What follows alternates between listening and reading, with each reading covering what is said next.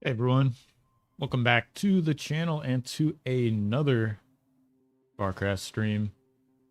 Gonna be starting this one off with a 1v1 played on Comet Catcher. This is actually an Academy ticket featuring Matto Busyjack versus APM's C3BO. C3BO, a very strong player, so a great person to practice against. Try and get this camera set up for you guys. But to give you some context, there is a bar academy. It's in the main Discord. You can submit tickets and work with mentors in the game. Get some great feedback. It's a good way to improve at the game. So hopefully you guys if you're looking to improve and get some feedback from players, it's a great place to start. So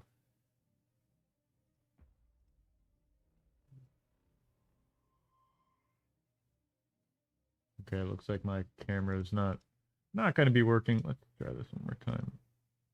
Oh, there it is. All right. Got that taken care of. Let me bring this up on screen. Okay. Boom. Hope you guys are doing good.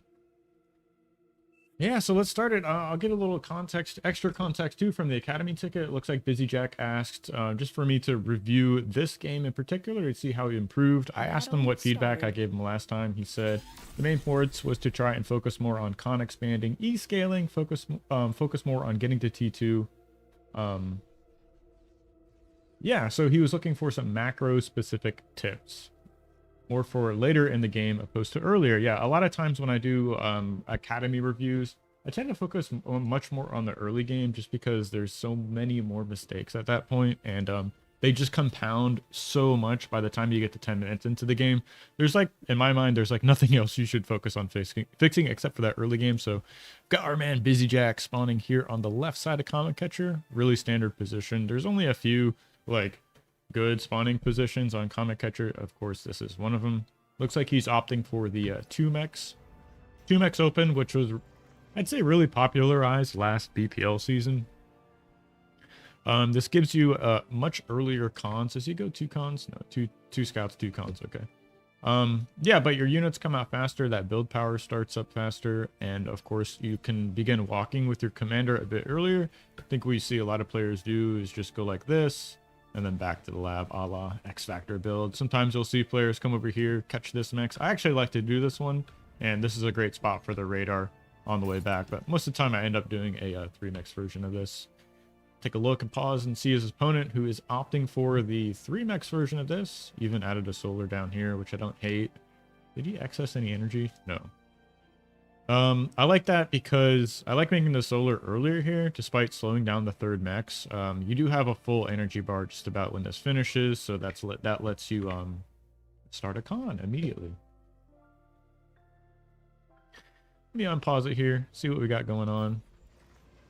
Think you could have gotten away with just assisting this con out. I see we do have metal in the bank and a full energy bar, so yeah, go ahead and assist this con out. And the idea is these scouts build out of the lab unassisted. So I think that's just like the biggest mistake you've made so far, but we'll see some analysis for later on in the replay, of course. Let me take a look and see how long this match is. 14 minutes, so not the longest game.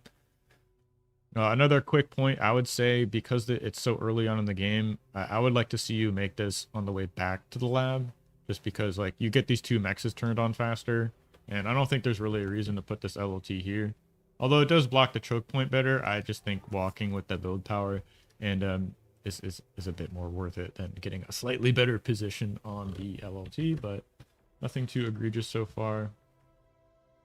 Maybe the second con here is a bit greedy, actually, considering we're like kind of stalling on energy. Yeah, we do go ahead and make the solar. I like that. Great job kind of being cognizant of what you need to be making. And then this should be just assisting out a bunch of scouts. So far so good. Maybe we lose a mech here. We'll have to see. A couple of scouts heading across the map. So you see C3BO doing a very mirrored build here.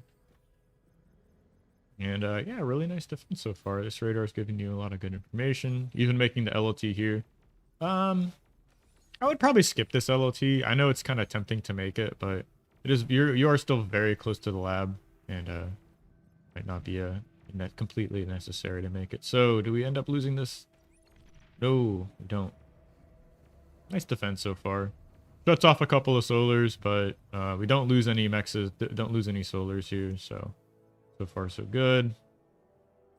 Got a nice healthy amount of metal to spend. See, C3PO is actually choosing to expand with the commander, so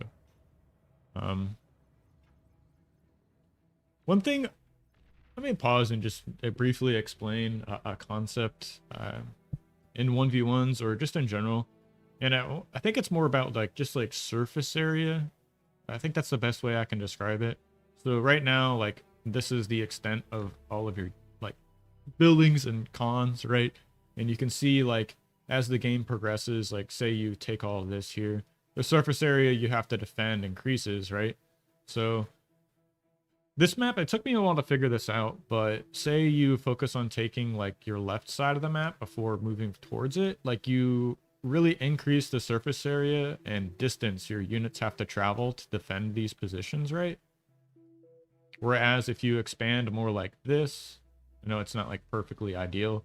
I feel like it's a little easier to defend because your units have like such a shorter distance to travel. Like say you naturally rally here with your vehicle lab, well, it's a very short distance to come and defend these areas here from attacks. So something to keep in mind when you're kind of analyzing a map and figuring out, well, how am I going to expand as quickly and efficiently as possible while not taking damage. So took me a little bit to realize that maybe this map is like, say you do something like this is actually a really strong expansion path just because there's so many mexes and you are kind of farther away from your opponent, which is also another, I don't want to say rule of thumb when expanding, but a lot of times in 1v1s, say if you were able to spawn here, well, suddenly like expanding backwards is, you're like kind of naturally protected, so to speak, because they have to pass by your main base to harass where you're trying to expand. So kind of like that would be like the most ideal position. I think the other ideal position is just kind of expanding away from your opponent and just increasing the distance it takes them to harass you. So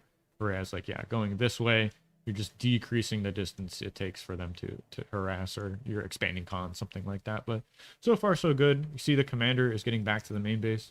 From this position, I would be looking to get onto 200 energy per second and then start a con turret, which it's a bit of a blunder here actually expanding with this con already. I would have focused more so on trying to spend this metal actually, and by making some solars here, getting up to that 200 energy per second. What is that, like another 4 solars? Lay down the wireframe at maybe for the construction turret, assist that with your commander, and then expand with this con here. And it'd probably be this expansion path is very tempting because it's so juicy and there's so many quick nexus to take, but just like how we've kind of previously talked about, the difference in surface area to this and like expanding like that isn't that much. Like you're just focusing on defending this area, so to speak, and those 2 expanding cons, right? So by moving these cons farther away from each other, expanding away from each other, you're kind of stretching out that area you need to defend. So something to keep in mind, but no terrible mistakes so far. Still making scouts. Feel like, yeah, we're probably approaching the time where you need to start thinking about making tanks, right? That we're opting for another con, but we can see, boom, really nice micro busy. So our macro, excuse me, so far, just reacting to what we're seeing up here in the top right. And I think that's the biggest advice I can give players is like this is really what you should only be focusing on if you're trying to improve in the game. Let me scoot this microphone a little closer. Oh, my I don't know why my camera keeps crashing like that. These are the only 2 things you should really be focusing on if you're trying to improve your macro, and it's just look at these 2 bars and ask yourself, like, do I need to scale my energy? Do I need to scale my build power? Do I need to scale I guess that's it. Because like, I guess hypothetically you're always increasing your metal income. I don't know why this camera keeps crashing. I'm just gonna turn it off. Sorry about that, guys. You can't see my handsome face, but kind of distracting. Anyways, where was I going? Yeah, he's doing a good job reacting to his 2 resources he needs to focus on spending. So even another con here. Okay, this is like getting pretty greedy, but I don't mind it. If did you know the commander is expanding? I mean, I guess now you might spot him, which kind of gives you a good idea. Oh, tell me we don't expand with the commander. Ugh. Yeah, I really don't like this at all. I don't like this for two reasons. One, we have 400 metal to spend, which is quite a bit. So you don't want to be walking all this build power. We still could be adding on solars even with our commander as well. And then secondly, well, when your commander gets over here, it's like, well, what am I doing, right? It's like most of the battles are going to be fought over here. And like say a reclaim field does start forming, your commander's already there to kind of secure that position. And you always want to like say if you are expanding with your commander, you want him in a position to like activate the D gun, which is like just the strongest tool 4 minutes into the game, right? If like your opponent like missteps at all, you can just literally vaporize the army and get tons and tons of value for that. So don't really like this expansion path. And we could also did a little bit better job of expending this metal. If you did want to expand with your commander, maybe something like this. So you're just like a quick jump to the middle of the board, which is really what you want to be securing on this map, because you can just quickly launch attacks in all these directions here while locking up a lot of these nexes in the middle of the board. So say that's another big defense. This LLT I would have totally cut. You can just go like, you know, radar here and then come up mex, and then you could go like radar LLT and then continue expanding. So try and cut these LLTs that are close to your main base and use units and radars to defend yourself. You got a great radar positioned here, very close to the main base, so you should even kind of be, say you only had two expanding cons. Wait, let me pause. So you only had two expanding cons, right? Here and here. Well, you kind of know you just hold your army here to defend like either one of these positions. If your opponent is trying to run by through this, maybe have like a scout rover over here to kind of catch these run bys that are coming through here. And then you can react appropriately with this army. You're kind of positioning between your two expanding cons. So I know that's not really exactly what we're here for, and or like for like macro mistakes, but we can see like it is so important to get your first construction turret up, because everything will just start snowballing after that. Like you can quickly turn on like more energy scaling.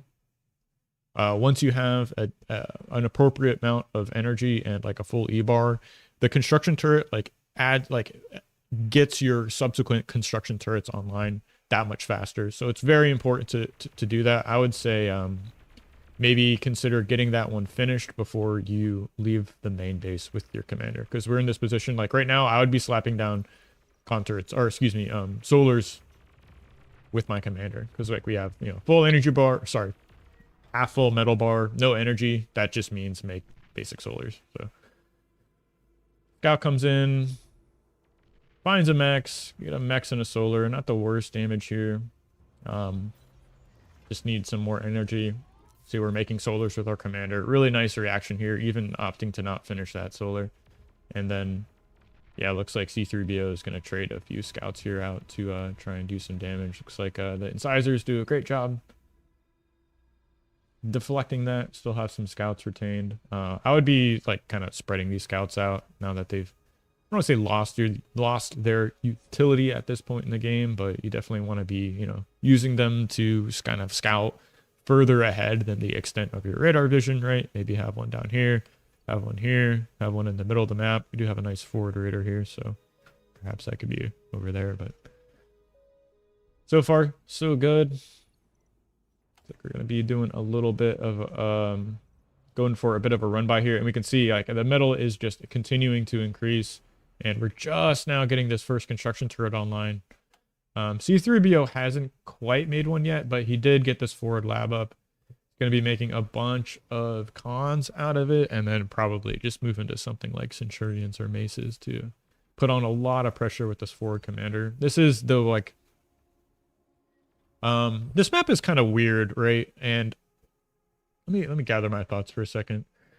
Like, expanding with the commander is, in my mind, definitely a stylistic choice. If you are going to be doing that, it does help to kind of approach your opponent's main base and, you know, use that to put pressure on. It can be a bit jarring to do with this. Commanders are very threatening, of course, especially the closer and closer they get to your main base.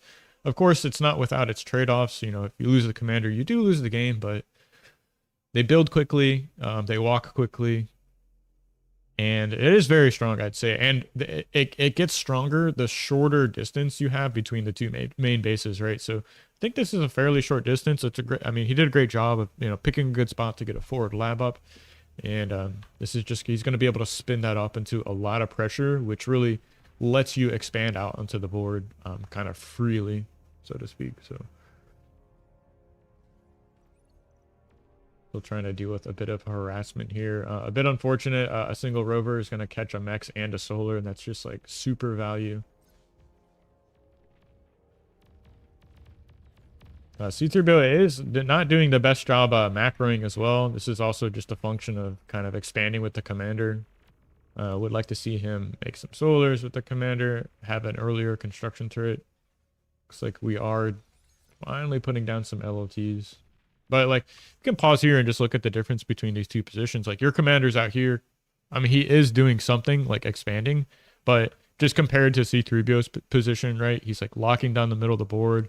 You can quickly just take these mexes and just stack up some LLTs, right? And just walk back to safety, right? If there is a big battle that forms, his commander's right there to kind of get into the action. I know it's a bit risky, but securing reclaim fields is just a super easy way to win 1v1s, right? Get a huge advantage. Wait, where did those incisors go? Did they all die? I guess they all died. Okay. Didn't really expect that. Go back to the macro situation. Still in the exact same spot, right? And we should just be making solars with our commander, which we are doing, adding on more construction turrets. So you can see how the decisions we made earlier in the game really affected the position we're in now. It's like, yeah, we do have a decent amount of expanding cons. 1, 2, 3 commanders out there on the board, but spending this metal would just give you such a huge advantage. Like, if you had 15 more incisors, you could just group them up and probably win the game, right? You just smash through the 5 blitzes, and then get behind the main base and start dealing with those solars, right? And one thing to note is, if you know the position of the commander, that gives you a great idea of where to attack, right? If the commander's in the main base, you know to attack peripheral expansions because there's no threat of D-gun.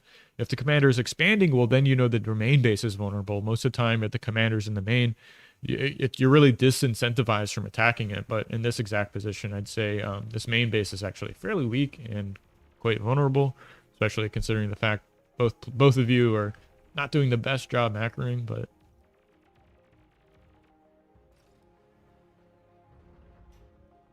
could even argue like, okay, just make a vehicle lab here, something like that. Make a couple of cons, try and build up that build power, right? Because now that we've sorted out our energy issues, we need to start thinking about spending this metal, which is just adding on build power, right? Some more this is a pretty decent harass. You got a group of incisors on the top, group of incisors on the bottom, trying to find some damage. We are getting threatened by this this bot lab here.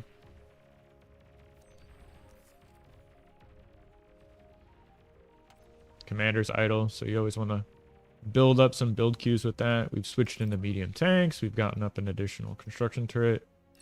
For some reason, this one is like, I thought it was like spazzing out and not assisting anything. But yeah, they're doing a good job doing their thing, spending that metal,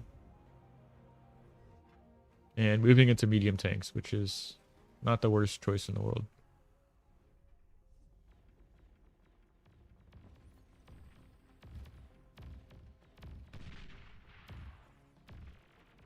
Nope.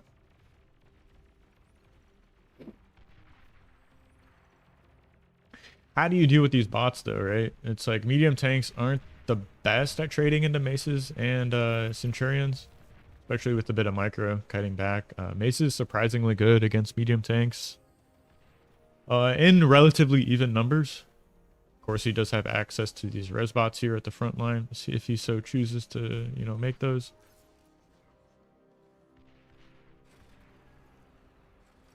Doing a nice job scaling energy, I'd say. Kind of on top of that.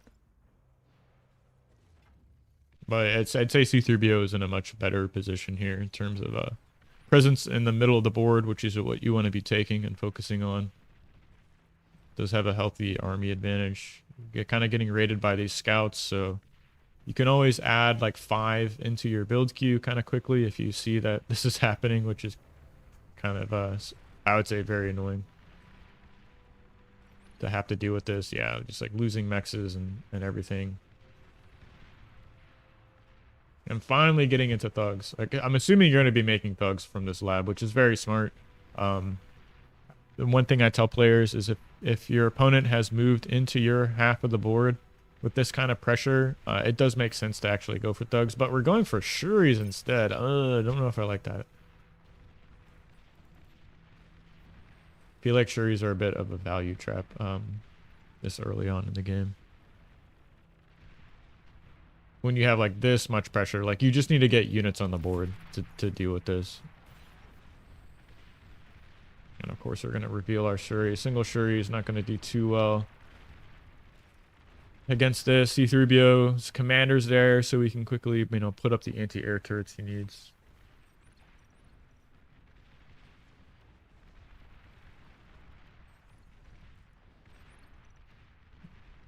Just check some setting real fast. Make sure I'm connected to the chat window. If you guys are there, let me know in the chat.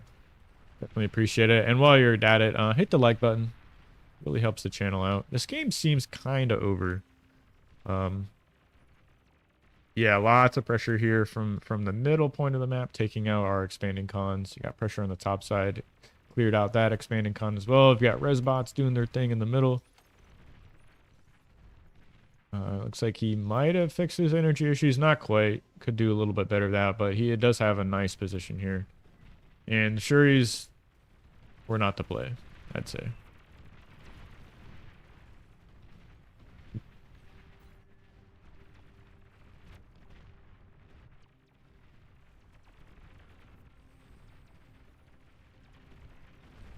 Yeah, I would have liked to see just make thugs. Like, your opponent has got so much pressure here, so the thugs are going to quickly be able to get into position. You have the metal to spend, right? And even with the air lab, we still can't spend this bank, right? And 3 construction turrets. So, big takeaways I'd say is focus on. I know it wasn't exactly what the feedback you wanted, Busy Jack, but on this map it's very important when you do this 2 mech build, like the walk here and the walk back. The follow-up after that is you need to get on 200 E per second by adding on solars with your commander. And with your second con, you need to start the construction turret, finish it, and then expand, right? And that's pretty much true when using this X Factor build in general on any map. Like, it's like, how do I say this? You need to spend the metal that you get, because you quickly get on like 9 mexes, right? That's the idea behind it. You quickly get on 9 mexes, and the second con, it's kind of deceiving. It's like you want to expand. You're like, oh, I need to be expanding with more cons, but it's more about spending that huge like metal boost and getting the incisors on the board. Because if you were able to spend your metal and get those incisors out, you just group them up and like make a big attack. And like we discussed earlier, the commander's over here expanding. You just take like the 15 incisors and just go for the main base and try and, like, you know, not quite end the game, but you might end up ending the game that way. And like once you do make that attack around 5:30, 6 minutes, then you add on like 3 cons and expand with it. But with the first 2 cons, the first con obviously expands, but the second con is more for getting down the construction turret and scaling your energy and spend it, like using the build power to spend the metal, right? So a little bit different on this map because it's a solar map. You can actually send it out to expand like after the construction turret finishes, but it's very important to just keep the commander in the main base and use that build power to make tanks. So hopefully that might have answered some of or gave you some of the feedback you were looking for. As always, Busy Jack, I would just say, you know, keep coming back to the academy, keep practicing, submitting replays, and I'd be happy to kind of keep giving you feedback. So thanks for submitting this one, and looking forward to continuing the conversation. So thanks. Go jump back into the 1v1 lobby. It looks like we've got one that's waiting on a player. You can see it up here. I'm going to leave this battle shortly enough. if the game actually doesn't want to crash.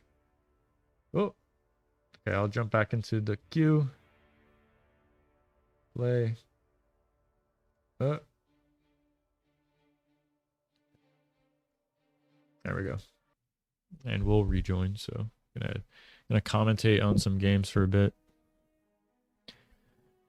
While we're waiting on a match, maybe Akamar wants to end up playing one. We'll have to see. Yeah, once again, if you guys could let me know if my chat's working, just say hi. I can figure out if I need to troubleshoot this or not.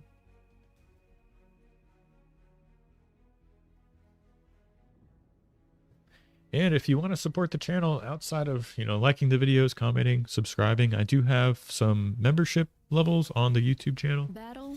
For $1 a month, you can become a BPL founder. 100% of that goes towards funding the Bar Pro League prize pool. Bar Pro League is the 1v1 tournament I run for high-level players, so I'll drop the link to the Bar Pro League server in the chat here. Next season is coming up in February, so keep a lookout for that. Should be an announcement in the main Discord. And looking forward to it. Let me maybe paste this, see if I can get this to work. Control V. Invite to server. Edit link. Generate new link. Copy. Okay. We'll paste this in the chat. There we go. Okay, I can see your guys' messages. They're just coming in now. What's going on, Solar? Captain Rez, good to see you are. Solar, thank you for that, man. Appreciate it. Great way to support the 1v1 scene in Bar. The second tier we have is the Academy level. $10 a month. You can get coaching from me.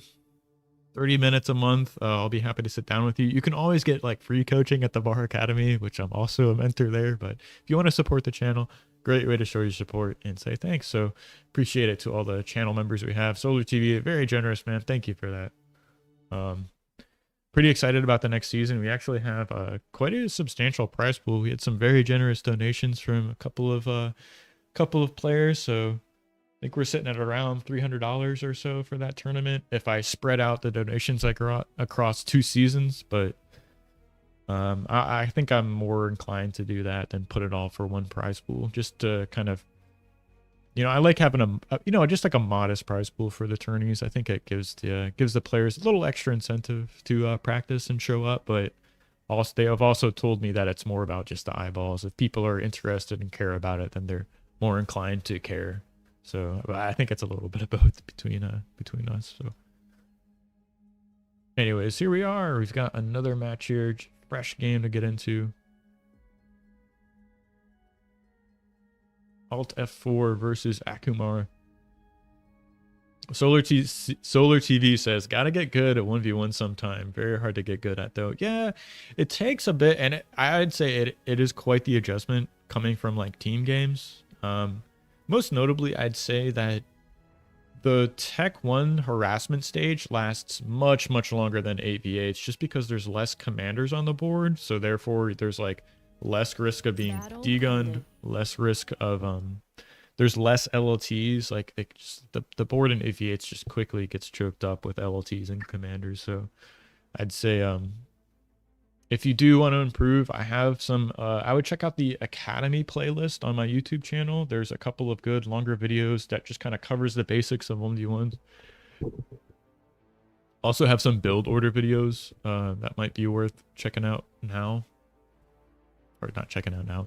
That would be worth checking out. Can kind of give you some kind of basic build orders for bots and vehicles that can really help you out. As we were saying earlier in the stream, the mistakes you make in the early game just compound so much by the time you're 7, 8, 10 minutes into the game, that if you can really clean up your early game, you'll be 40 OS in no time. But I'd be happy to give you some coaching, Solar TV, if you just submit a ticket to the Bar Academy, tag @mentor. Let me know you're looking for me to give you some feedback. I'd be happy to start another stream looking at one of your games in the future. And I always have the standing offer, if you play in the Bar Pro League qualifier, I guarantee you, and you want a feedback on one of your games, I'll guarantee you I'll look at one of those for you. So just to kind of give you some incentive to play in that. Qualifier is such a good way to get experience. Navigating a best of three. It's just so much that it's so much different than playing like a random 1v1 on ladder, air quotes. You go through the banning and picking process. You get a chance to kind of think about how you're going to navigate the 1v1. You get experience kind of holding on to your mental. Say you lose game one, you really have to stay focused, have a clear mind. You can't let things kind of from the previous game come up in the next one. So battle started. no, I don't think it's too sweaty. The qualifiers are sweaty, I'd say, but the more you expose yourself to better players, there's so much that goes into playing tournaments that's kind of outside of literally like playing a single game, right? It's like having good build orders, right, which is your preparation.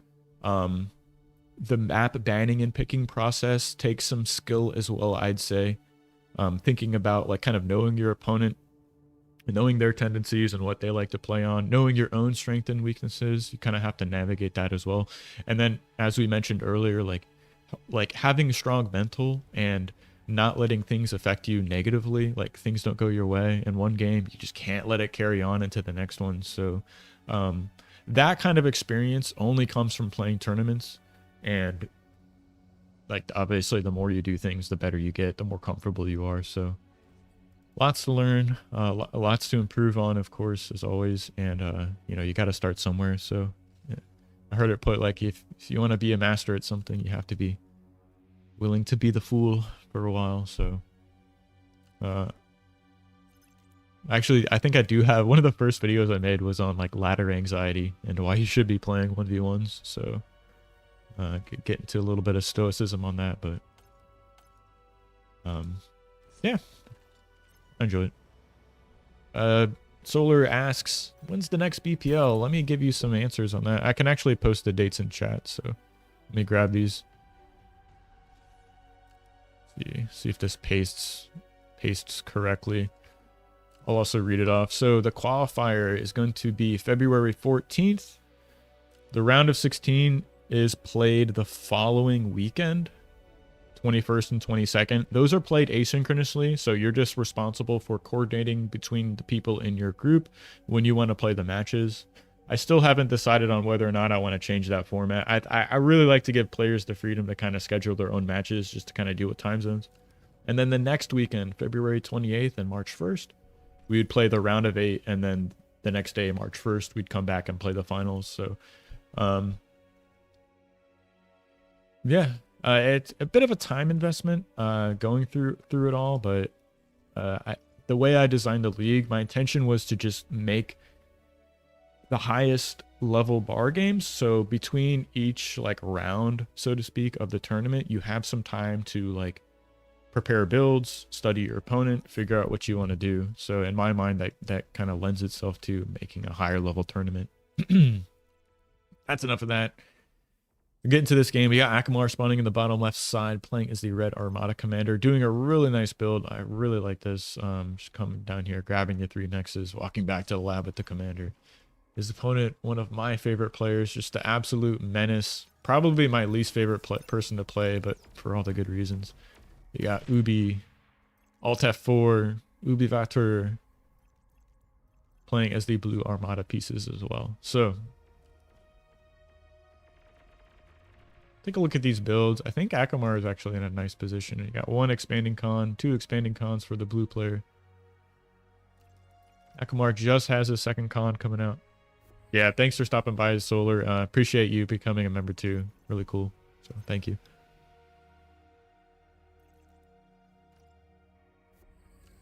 Akamar trying to fix this. And this is such a weird map in terms of like energy. 16-0 is kind of hilarious. Not sure what the map designer was thinking with that, but it can be a bit treacherous. Needless to say, it's very important to get up your energy storage very quickly. Kind of like hilariously enough, it's like kind of a solar map despite being 16 wind speed. You can just totally get screwed over with the wind at certain points of the game, especially if you're trying to transition. Is this LLT gonna finish? Looks like he's gonna lose a Mex over here. No self D. Trying to shock around the main base. I think he actually might kill this. Okay, I thought that might have gotten the construction turret, but still some more and more scouts. Takes on the blue side of the map, trying to find some damage.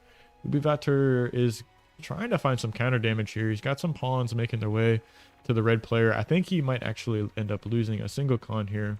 Yeah, pawns are just so good at raiding. Nice catch on that con. Loses a couple of pawns over here.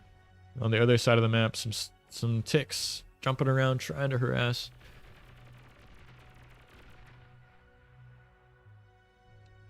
Finding some damage. I think later on in the stream I might actually open up a bottle of wine, start drinking, so you guys can drink with me if you like. It's been a long week. Kind of enjoying the wine phase right now. Over the beers, but should be getting a Resbot out to pick this back up. Very important to do. Ubivator, or excuse me, Akumar trying to fix his energy issues here. Trying to deal with this harassment. He's got a nice radar here. Spotting a lot of things. I can actually point out some of the great radar spots. This map, literally, you only need two. You need one right here that extends to this corner of the map. You can see raids coming by, and you need to get a radar up here, which does the same thing. Radar vision extends to here, so you can kind of catch the extreme edges of your side of the map and try and stop raids from getting in. But Ubi doing his thing, finding lots of damage with pawns. Is expanding with this commander. Can't say it like that, but it is what it is. Working on the second construction turret. Trying to get another Resbot out. I think he lost a Resbot over here, yeah. Really need to pick that up.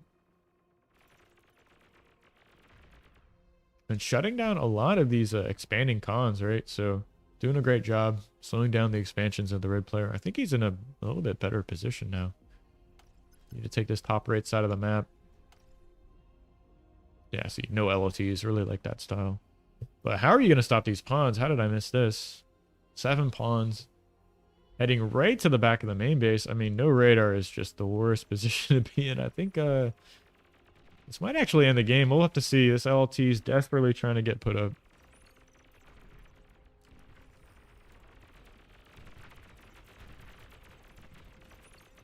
Gonna end up going down. Oh, no, repair is too good. Actually, that was insane defense. Lost like a few mexes, a couple of wins.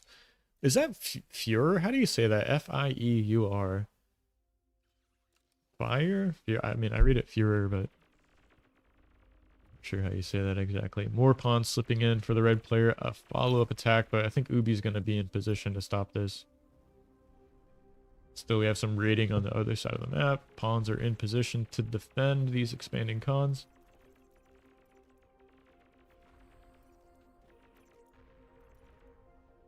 Okay, so the game should slow down a bit. We've got a few Resbots out doing their thing. I think there's 1, 2 Resbots to pick up over here.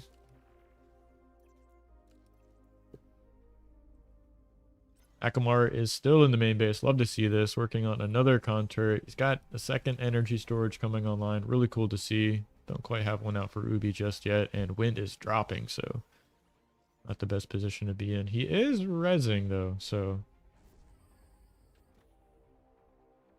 kind of annoying these con turrets have to repair everything around. I actually wish there was a way to kind of stop them from doing that. Waste a lot of build power when these buildings will regenerate over time.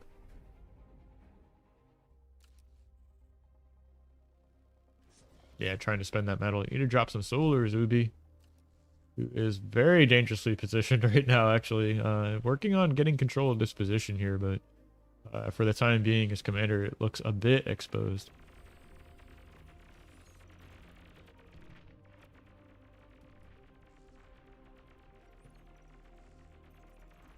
These Resbots are trying to do some work collecting this energy, but Ubi needs to spend this metal.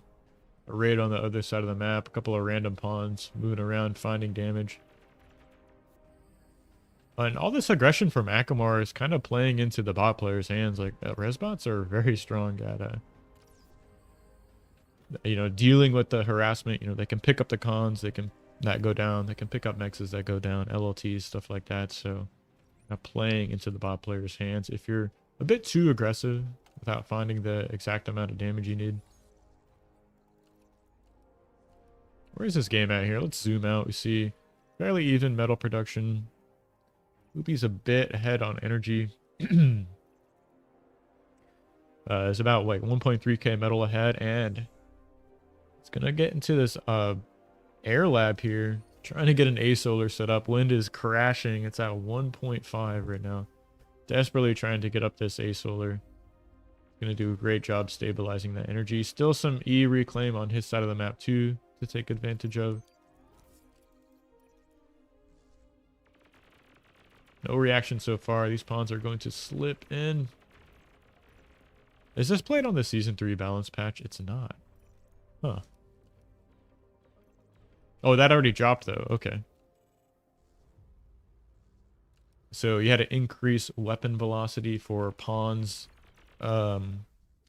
Banshees. I think there's another unit. Maybe the Corvette, the Dolphin. But yeah, the intention was to make the kiting pawns, or the pawns that are being kited, deal a little bit better damage to the offending pawns, kiting them. So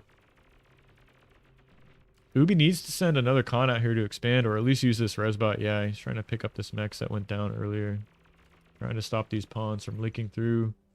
Red is completely taken his half of the map, looks like. He's just got a few more Mexes to turn online. And he's even pretty expanding into this bottom right corner, which has a, you know, pretty good amount of metal to take. There's a 3.0 Mex here, 2.4, 2, 3, 4, 5, 6, 7, 8 Mexes here in the bottom right to take. So really like focusing on taking this over the hill.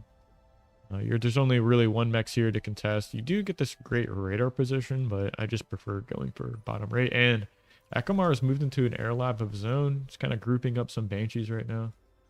I'm a bit worried for Ubi, but he is making some figs, so should be also transitioning to vehicles as well. But he's got some A solars turned online. I didn't see any energy storage. Is there one? Yeah, there's one here. So really nice job. So getting a second one as I speak. A second air lab. What is this? You know, Akamar's opted for double bot lab, so going to be really putting on the pressure, fielding a bunch of units here. Got a single fig out, or 2 figs out. Resbot doing its thing. And here come the Banshees. So Alt F4 needs to put up some anti-air turrets, or at least make some more figs. Looks like he has a few out now to defend himself. So these Banshees should get cleaned up fairly quickly.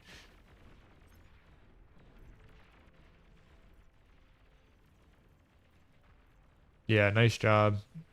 Got his own Banshees that are going to get taken out here. That splash damage just ripping through the Banshees.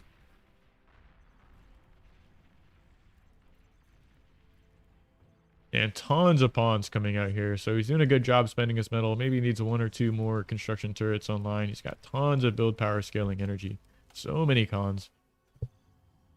Should be, yeah, moving ahead of Ubi in that. He's got more metal per second, more energy per second.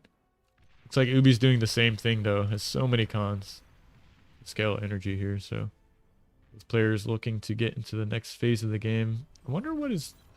It's going for a 3rd air lab. What is this? So Ubi did kind of opt for more advanced solars here, which are really going to help him out here in a moment. Looks like Wind was crashing, but looks like it's recovering a bit. Some more construction turrets coming out for the red player. Trying to spend that metal. Doing a good job. Fighters are going to come out, screen for these Banshees that are finally going to get onto the other side of the map. I'd like to see a construction turret or construction aircraft to kind of take these high ground mexes, put some anti-air turrets online.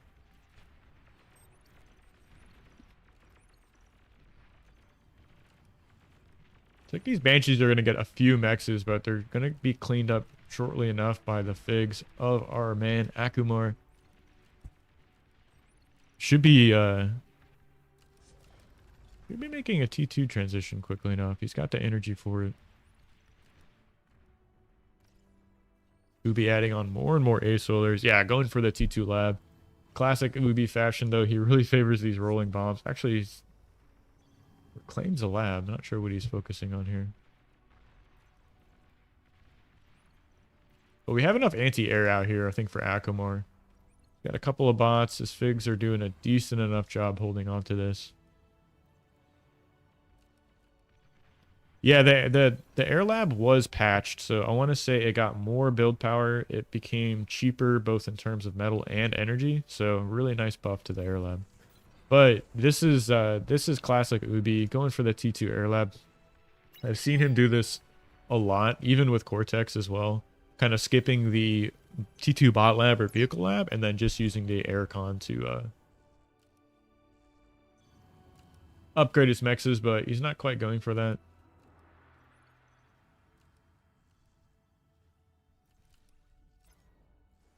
Making more and more LO2s on this high ground. I'm a bit worried for Ubi. There are just so many pawns. Now, a bit of an army advantage here, but I guess if the... I guess the Roughnecks could kind of equalize this. We'll have to see. Okay, is he going to get a scout off? No. Did he see that? Did Akamar see the T2 air lab? He did not. But he has his own T2 lab up. He's going for, what, 3 cons, 9 butlers. So, pretty cool to see. Gets the T2 air notification. First Roughneck goes down immediately. Second one should be going down too. So, a bit of a blunder there from the Boo player. But he's trying to fix the air control issues, yeah. Looks like the red player did trade out the rest of his Figs here. Still has some in retention.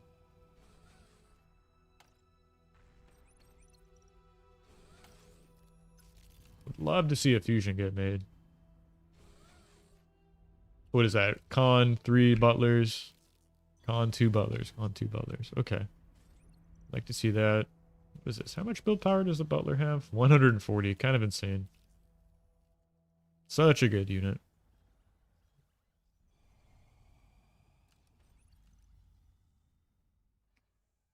Still using these T2 gunships here, but they're getting cleaned up fairly quickly by the air of Akamar.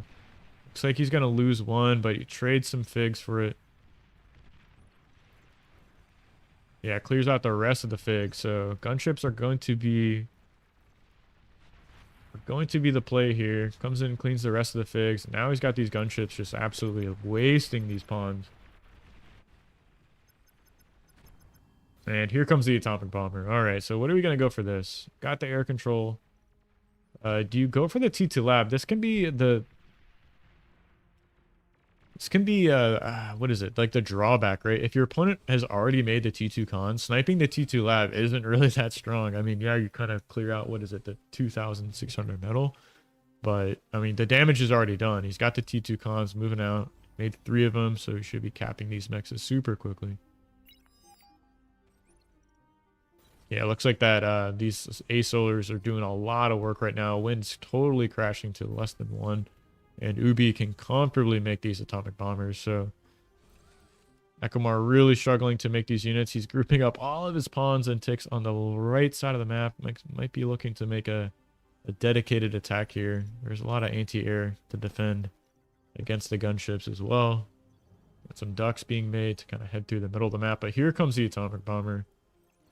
He did get a scout of the main base, so he knows where the T2 lab is at. Kind of flying around the anti-air for now. Is he going to go for the commander? We'll have to see. Does spot it. Goes for the lab instead. Yeah, it doesn't quite have the scout planes here to find the commander, so gonna whiff that shot. Akamar's still struggling for energy, so Ubi comes in, gets the 1 bomb off. Gonna run into some nettle, so I don't think he's gonna get the second one off. Yeah. Atomic bomber does go down. Here, meanwhile, pawns did run through. These gunships are trying to deal with this. If there's just a few too many pawns, they're gonna get a lot of damage here. Take out some of the con turrets. The Reclaim is good though. That was kind of insane. And I guess you just make like 10 res bots here and res this whole army. We'll be really focusing on scaling this energy here, but how are you going to clean up this 4K metal and make your own T2 cons? You can see red is just dominating this metal produced. How far ahead is he now? Yeah, he's got a 4K metal lead. 2 of it's in the bank. Gonna be going for a fusion here. I really like that. Trying to get some more BP set up as well.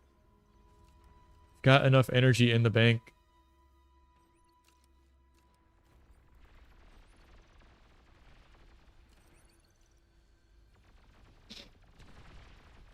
These ducks have decent anti-air. I'm actually not sure. I know they have anti-air, but we'll have to see. Yeah, those roughnecks got wasted. Sitting on top of that anti-air. Bit of a waste, I'd say. What is this damage efficiency at? Yeah, 73%. Not that good. Got the res bots out. A second nuke bomber's on the way. Yeah, looks like he might be going for the snipe. I see a second atomic bomber queued up. But there is a T2 anti-air set up. Lots of anti-air around the main base as well, so it's gonna be tough to find some value with this. So much anti-air.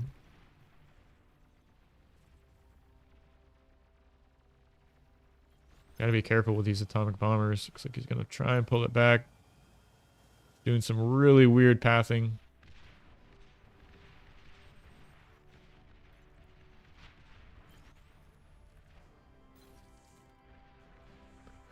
Resbot's doing their thing. Still another 1K metal here. Needs to take some T2 mixes.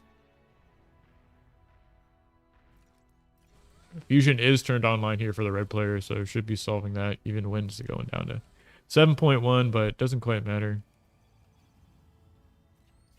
Ubi also comfortably printing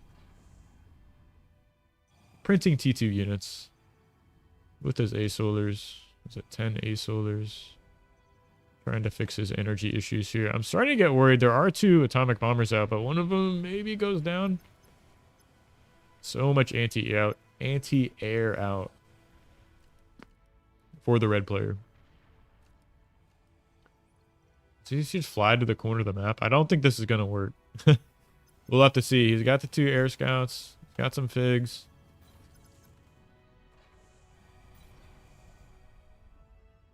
Alright, we'll see if this snipe actually works. Looks like I had someone...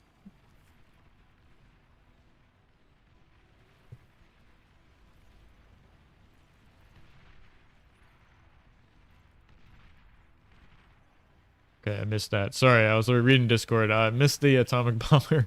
Sorry about that, guys. Got a bit distracted. But here come the ducks. I don't know if you can react to this. T2 air, I'm not really well known for cleaning up, or excuse me, platypus. I've been calling them ducks. Platies, just skirting across the top of the water. Super cool unit, very fast, great at raiding. Amphibious as well. We'll have to see, can these gunships clean up these T2 units?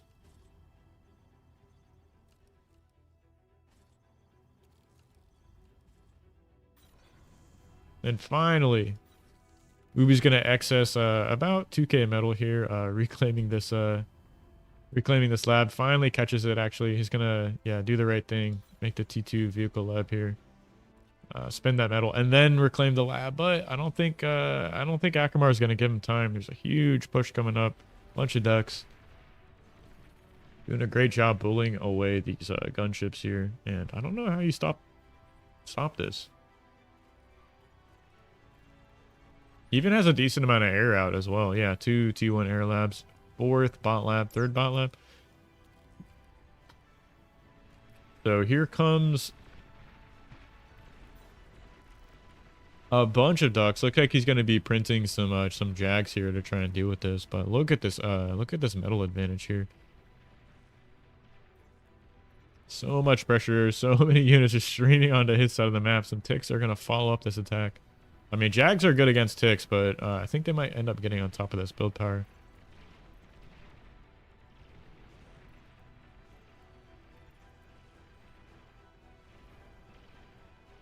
I mean, it cleared out the ticks, but here come the pawns. Not quite as good at stopping these heavier metal units. Yeah, they're going to get on top of the build power. Take out a lot of those con turrets. Lightning tanks are doing some work now, but just losing so much of his base. All these winds going down. This wind farm looks like it's going to get kind of vaporized here. And Akamar, or is it Ubi is going to tap out here. So really well played, Akamar. Yeah. It's like Ubi says he wants to take a nap. Don't blame him. Commander self-destructed. Self-D's the calm and leaves the game.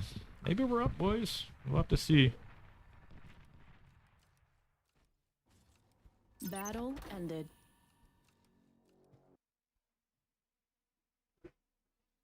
Not feeling super confident, but maybe we'll play a match. Let me check out some of these maps for BPL. Got a few suggestions.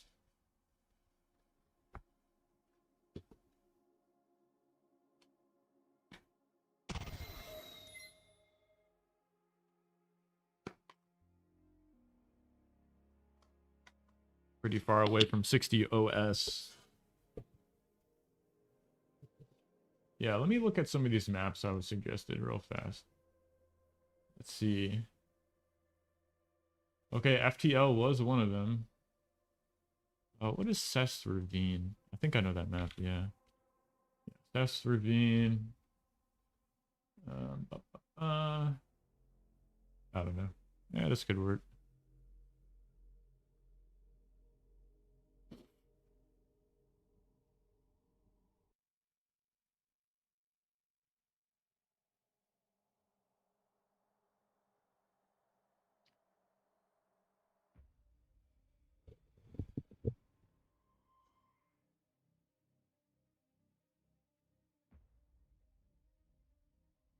Please choose your starting location.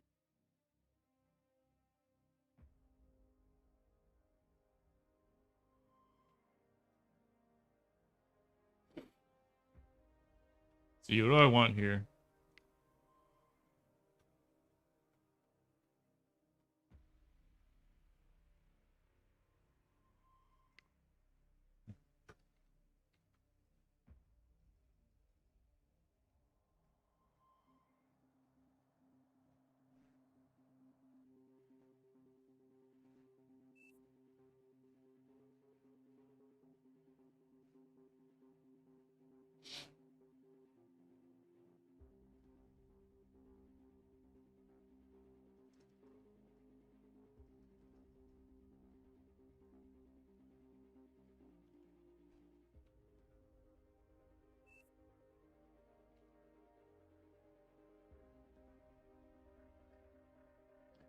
We do this. I don't know. This feels kind of awkward sometimes, to be frank.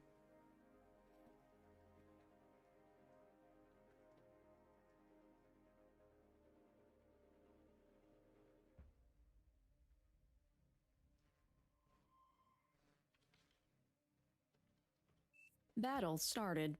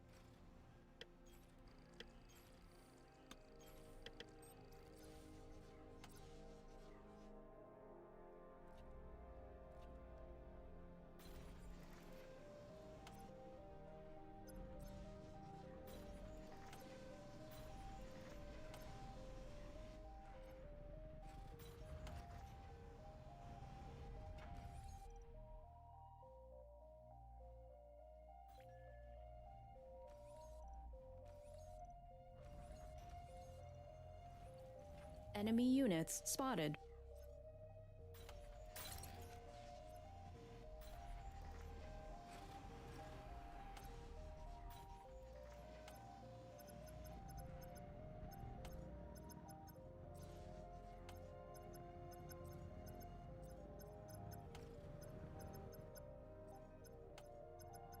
Units under attack.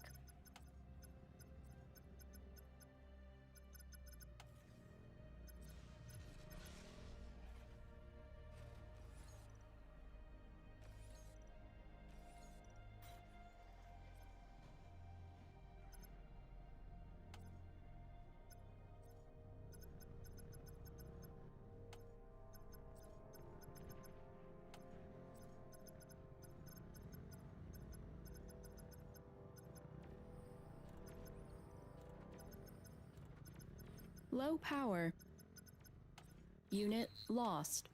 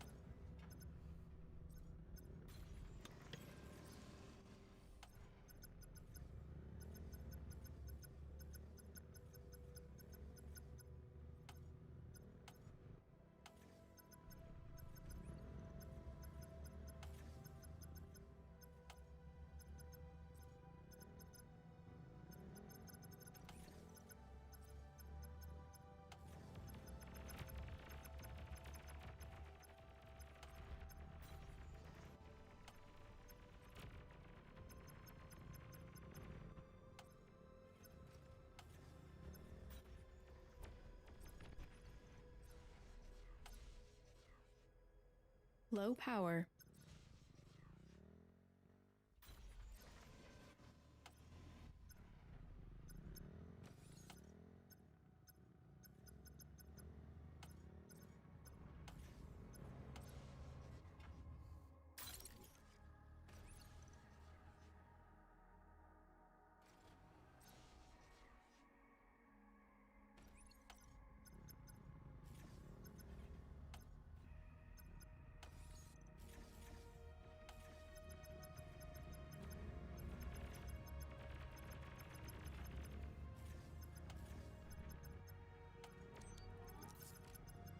You are wasting energy.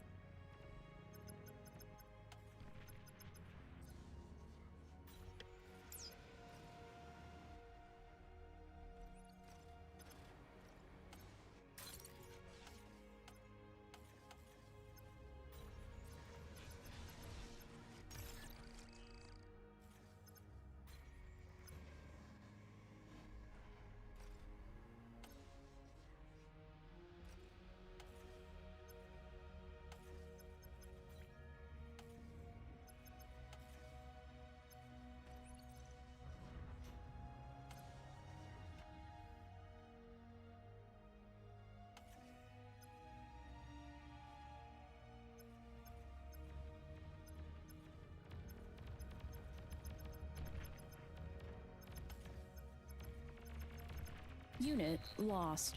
Oh my gosh, that did not work out.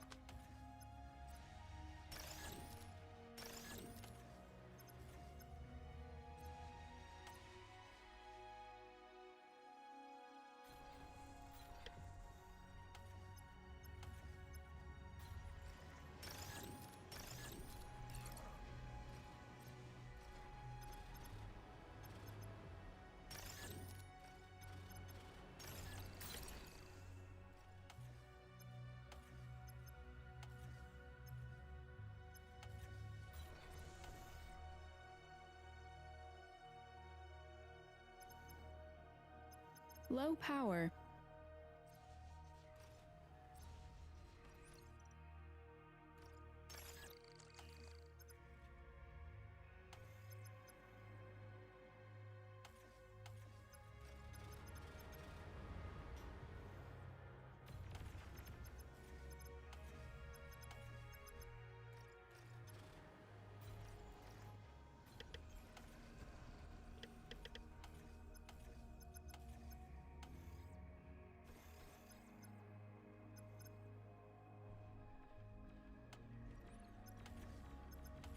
Metal extractor lost.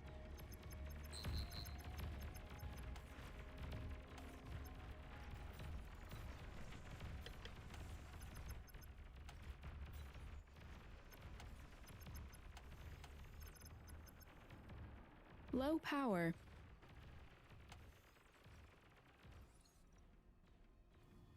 Commander under attack.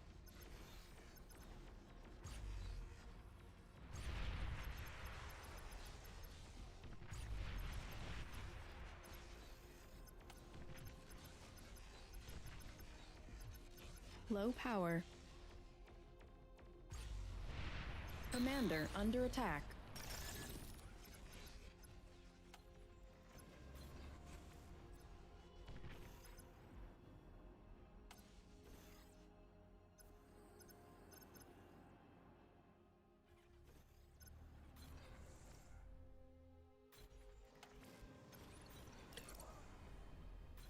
Low power.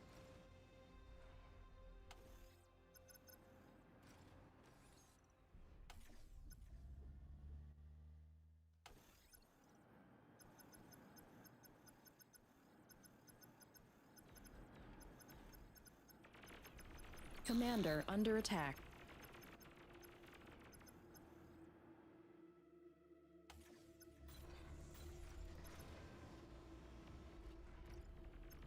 Metal extractor lost.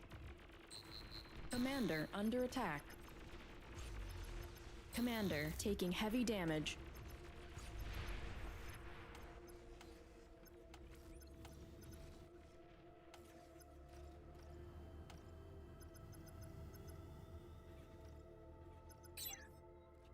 You are wasting metal.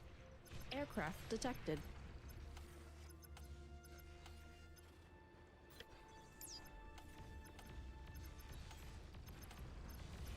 Commander taking heavy damage.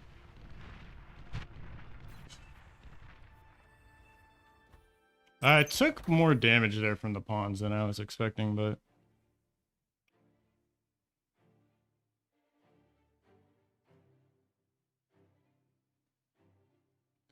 these to Hades. All right.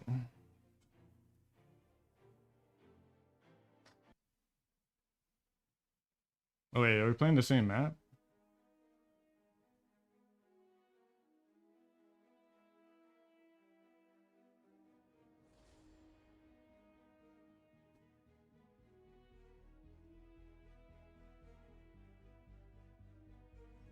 Please choose your starting Alright, location. why did it? I don't know, it looked like FTL again, so kind of made a mistake there. We play Vortex here.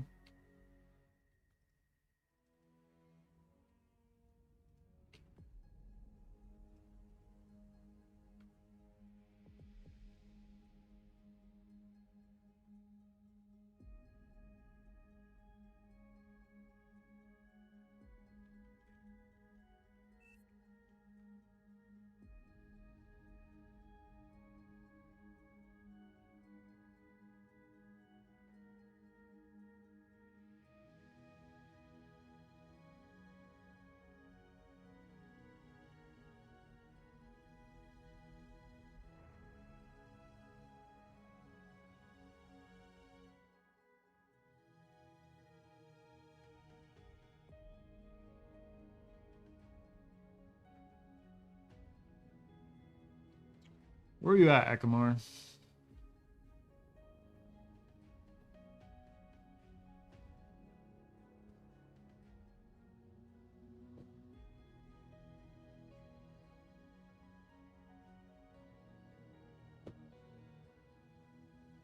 Might start drinking after this, guys. Loosen up a bit. Wait, is he here? Like, what's crash?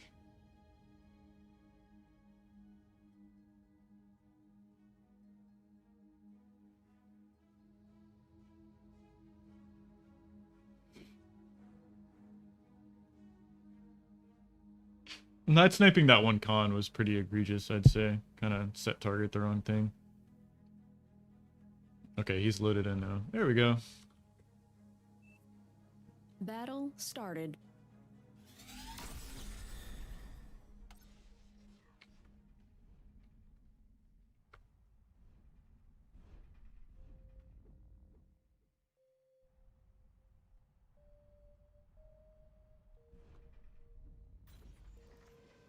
See what Lynn wants to do. Going back down, so we're probably just going to solar. We'll see. Now it's going back up. What are you gonna do?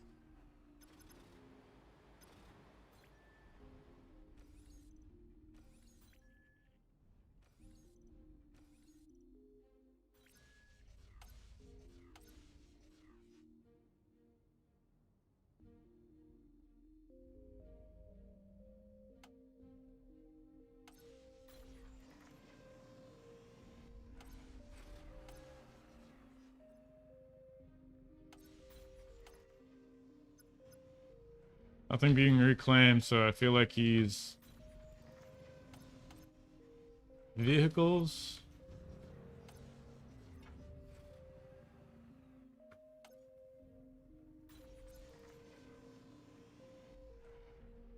Low power.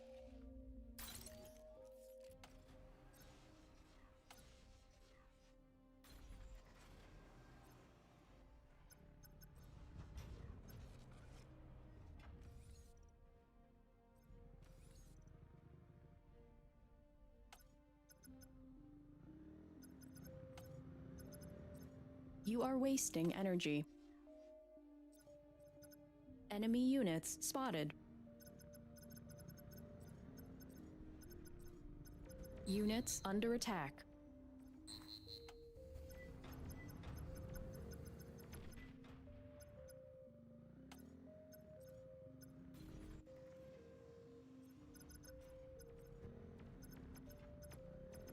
Unit lost.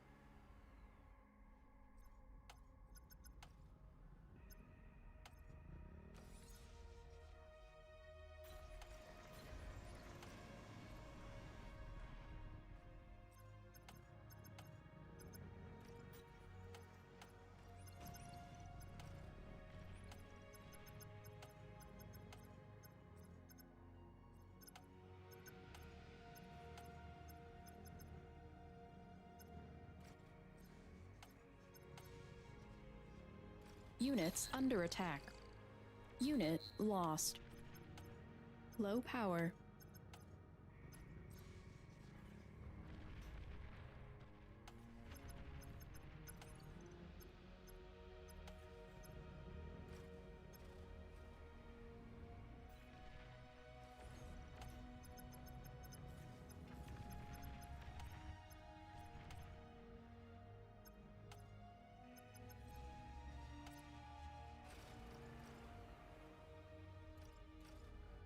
Low power.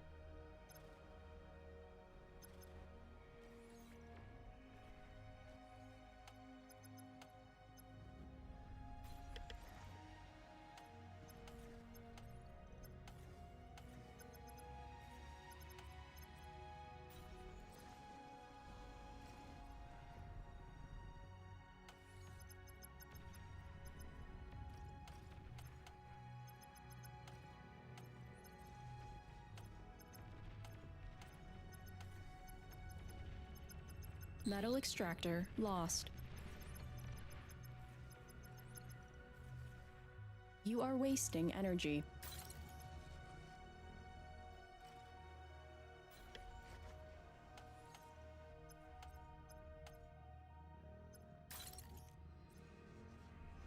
Low power.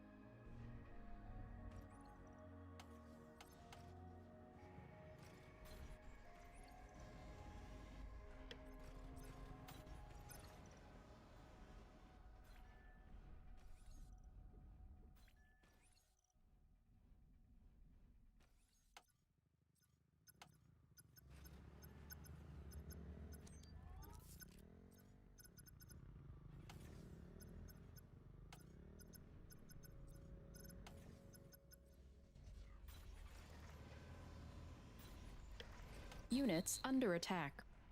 Unit lost.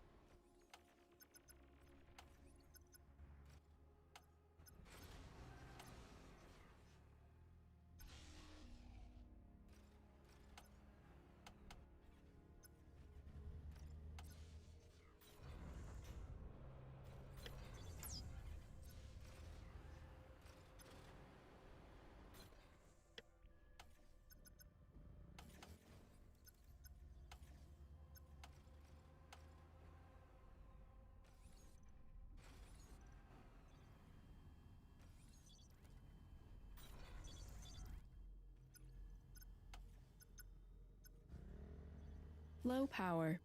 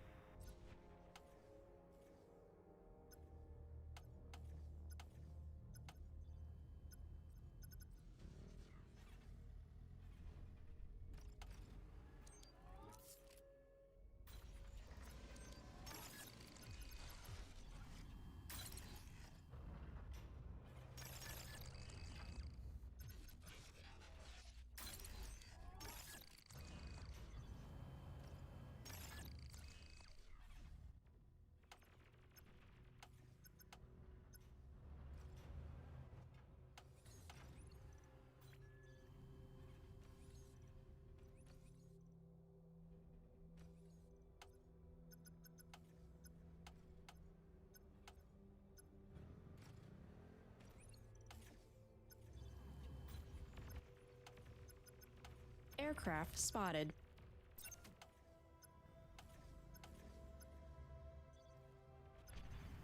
Metal extractor lost.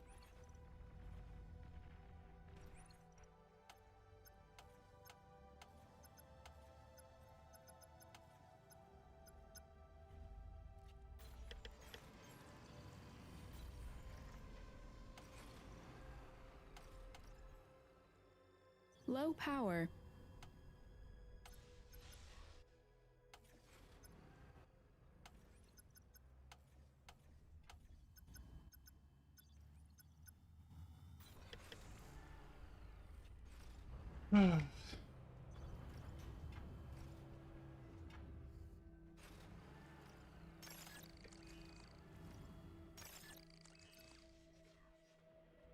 Metal extractor lost.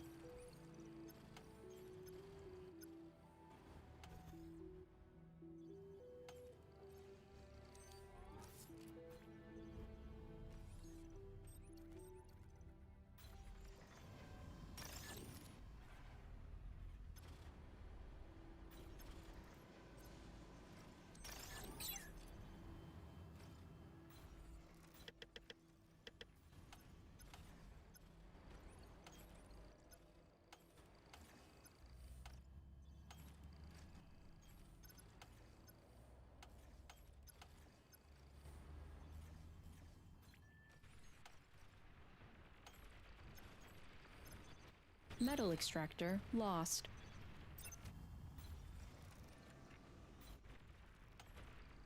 Low power.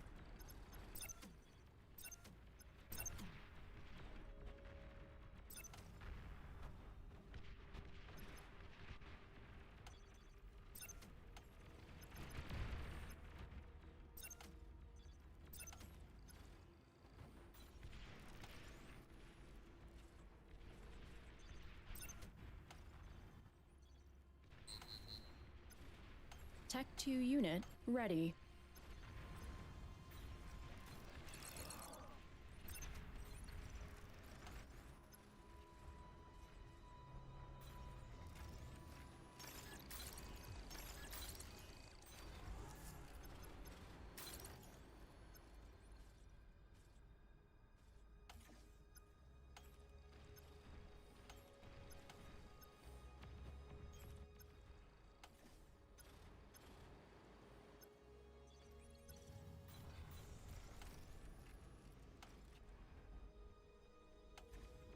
You are wasting energy.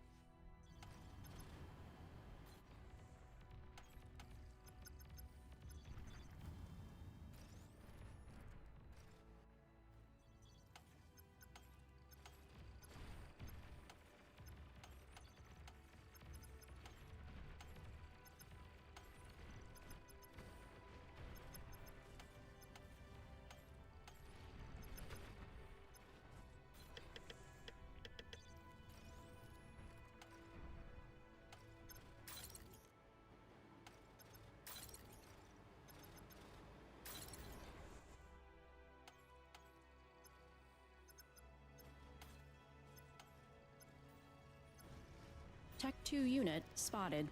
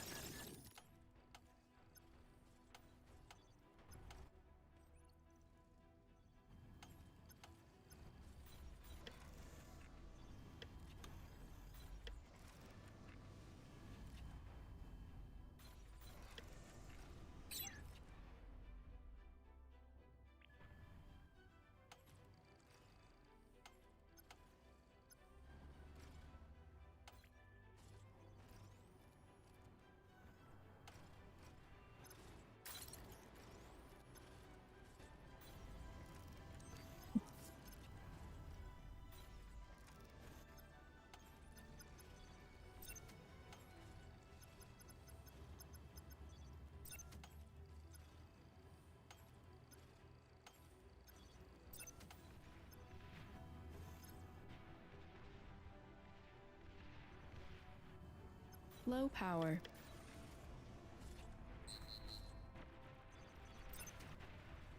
Metal extractor lost.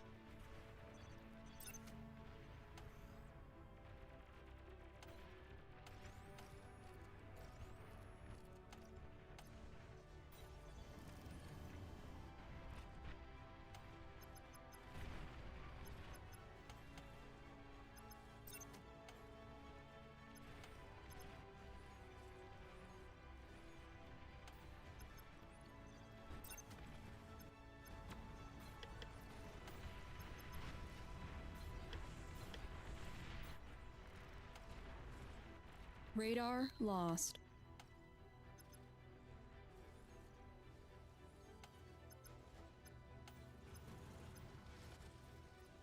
Oh my god, I have 8,000 metal. That's kind of crazy.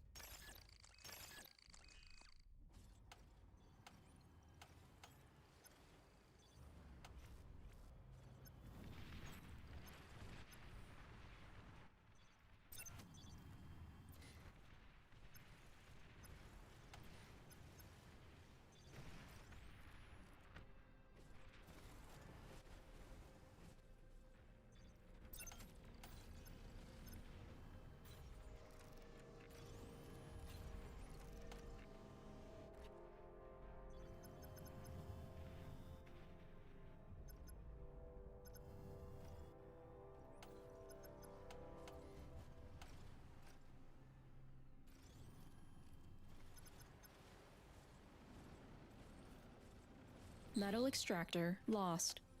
Radar lost.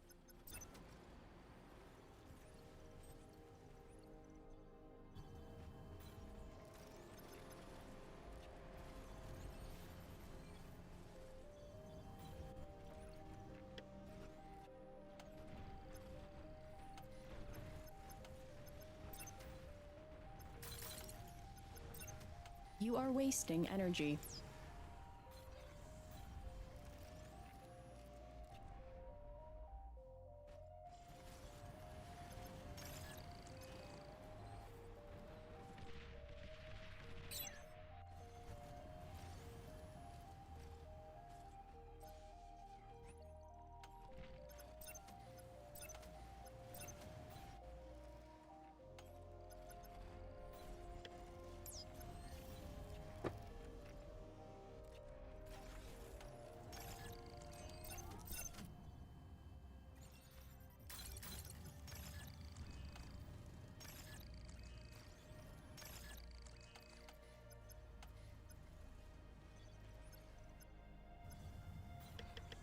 Low power.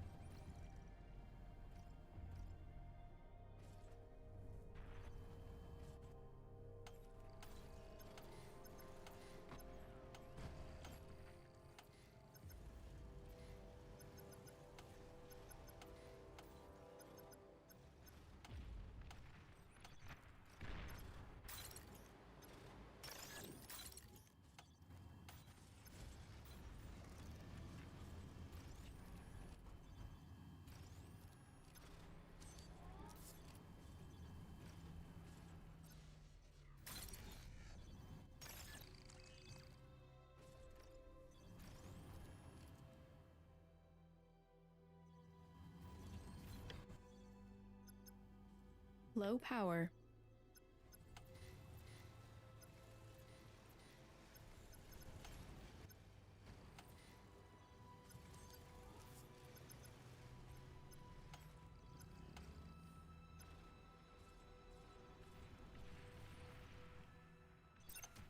Tech 3 unit ready.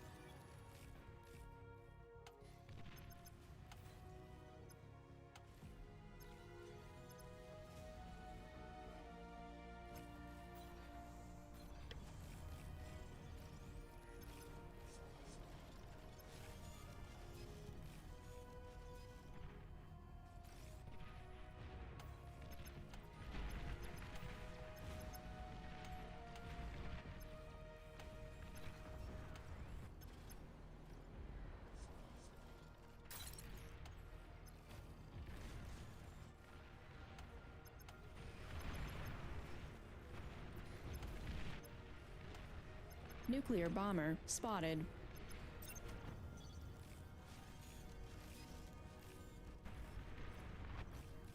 Low power.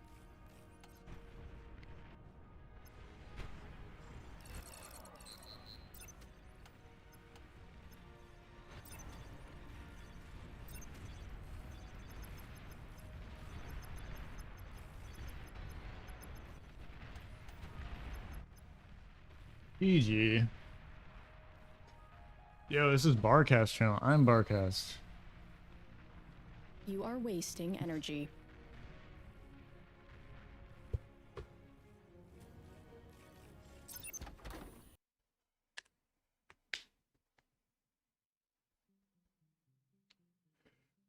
Ooh, okay. Give me 2 minutes. I'm gonna grab a drink, guys. I'll be right back.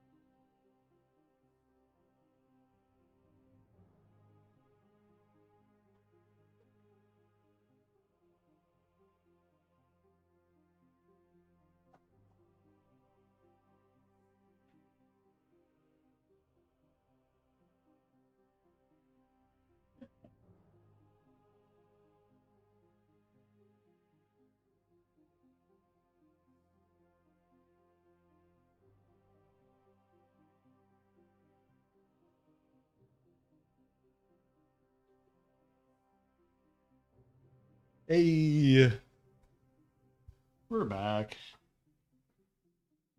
Actually, I have some wine.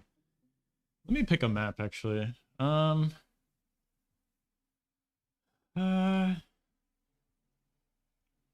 me see. Titan Duel could be fun. Aethermore Creek. What is this one? I haven't played on this map yet.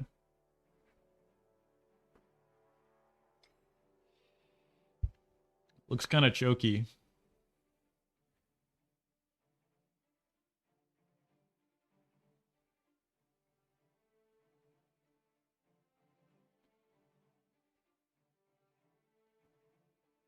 Let's get into it.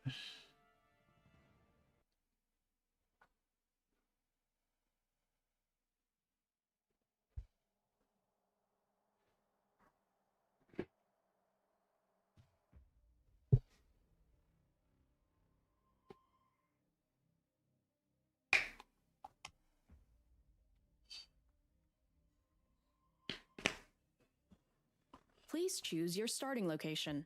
Oh wow, there's a bunch of metal in the middle. Okay.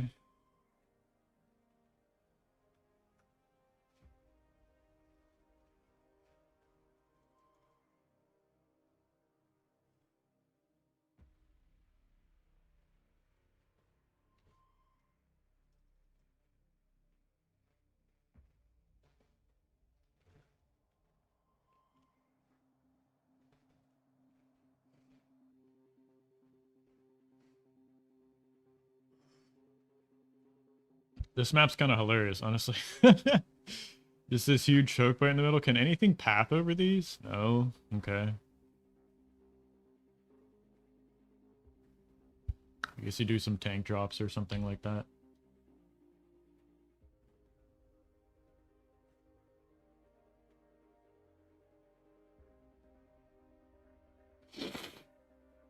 Let's see what Wind does. Battle started. Okay, it starts at 10. That's not good.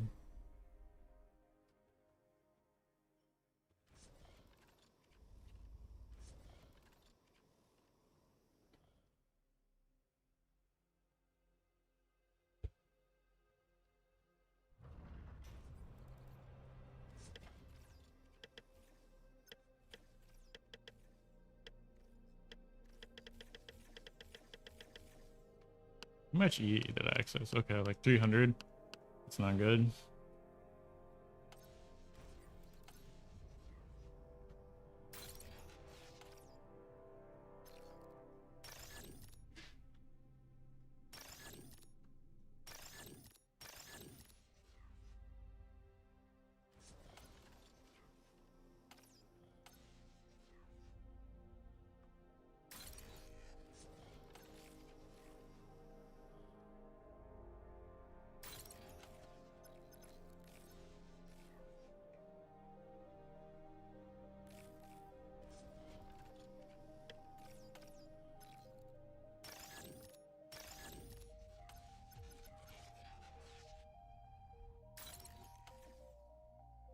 Low power.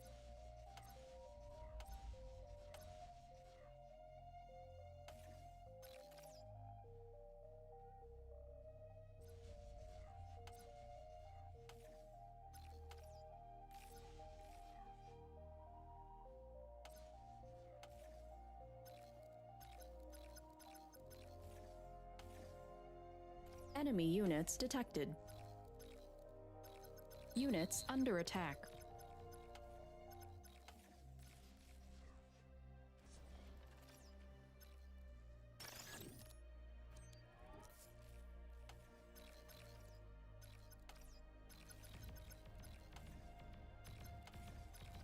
Unit lost.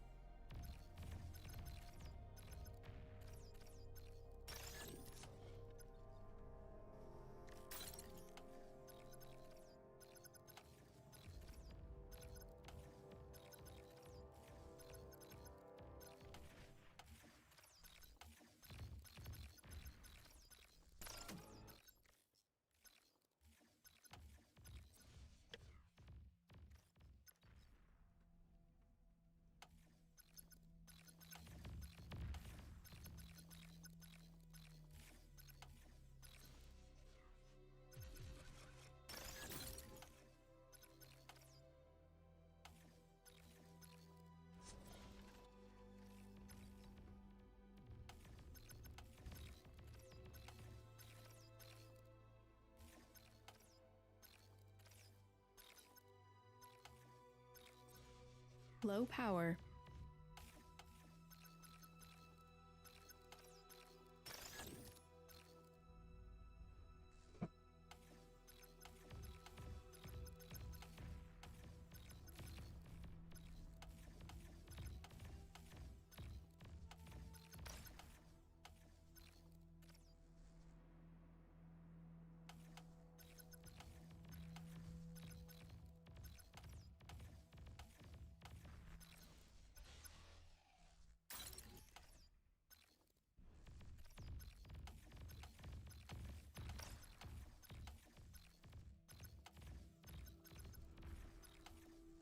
Think I'm dead.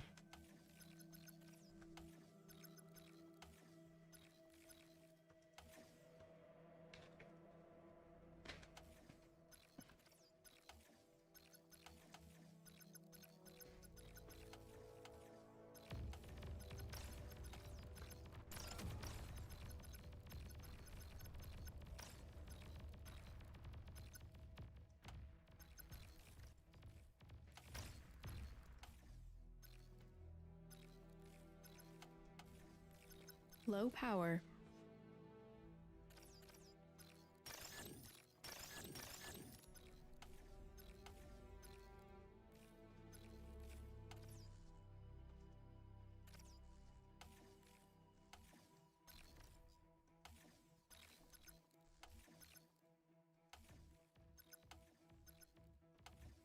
Metal extractor lost.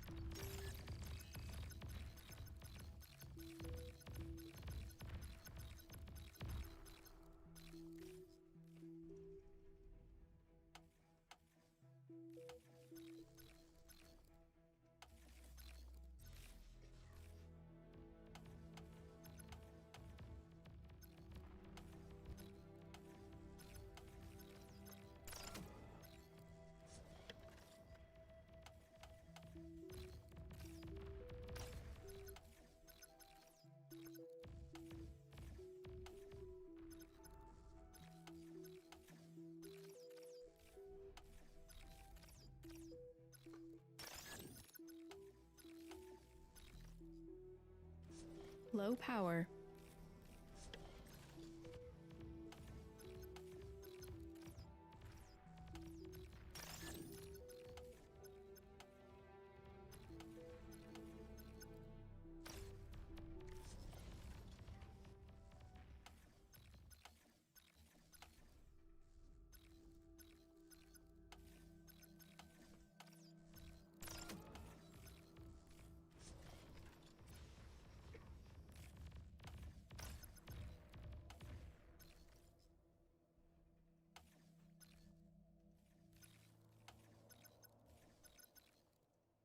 Low power.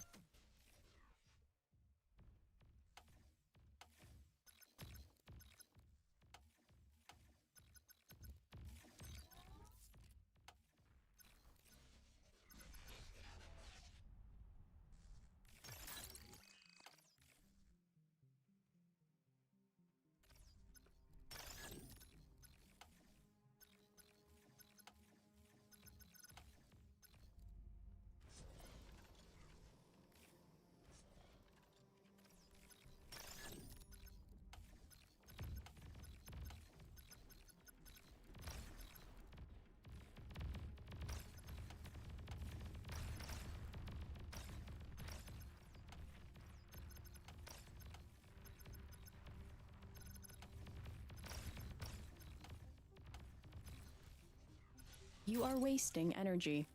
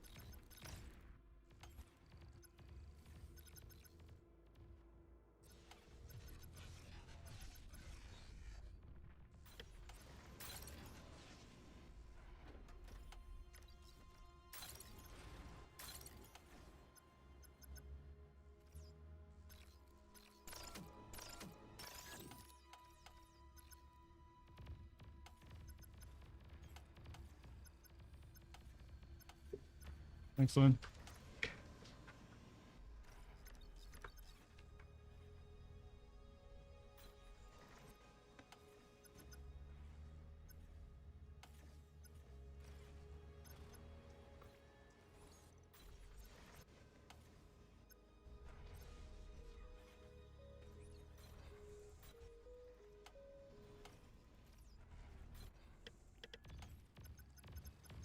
Aircraft detected.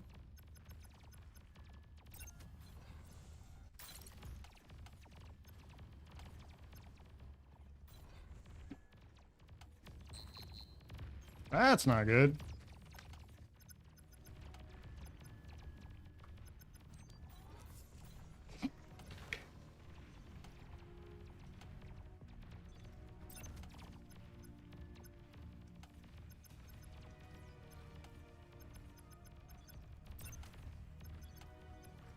Low power.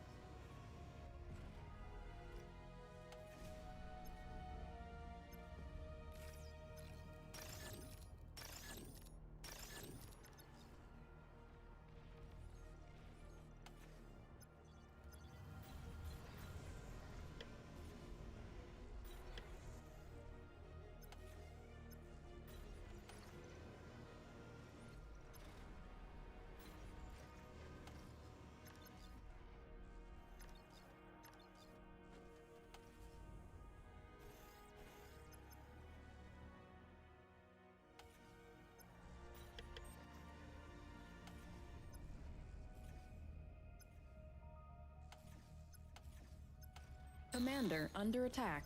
Wait, what? Oh, that's not what I want.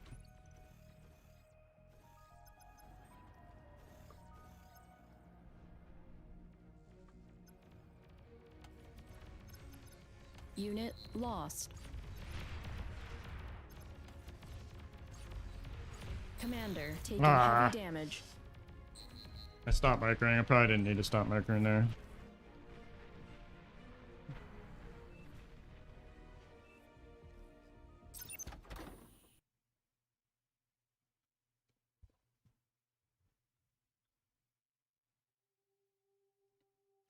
Okay, that map's pretty interesting.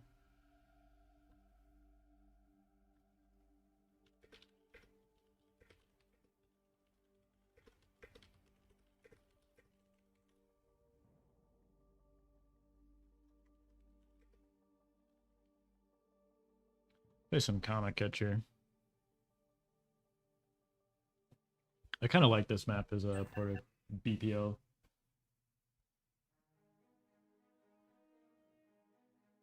Games are pretty solid on it.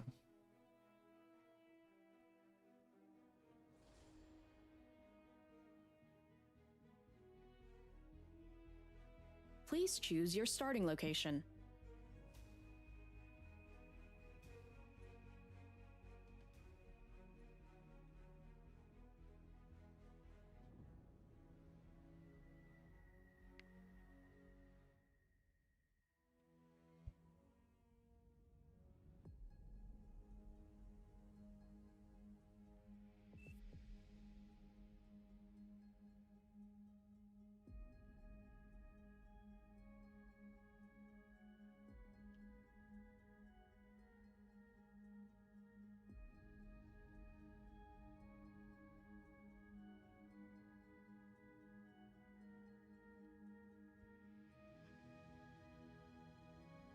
Man, wine is so good. It's crazy. Jesus. All right, I'm gonna plug the memberships again. If you guys want to Battle support the started. channel, support Brawl Pro League, consider becoming a channel member. There's one tier at $1 a month. It goes to supporting the Bar Pro League. There's another channel, $10 a month. You can get some coaching from me. Thanks for all the channel members we got out there. And if you guys haven't liked the stream yet, go ahead, hit the like button, leave a comment, let us know that you're watching. So, dude, it's kind of didn't really mean to lose that last game. Kind of funny, but what are you gonna do?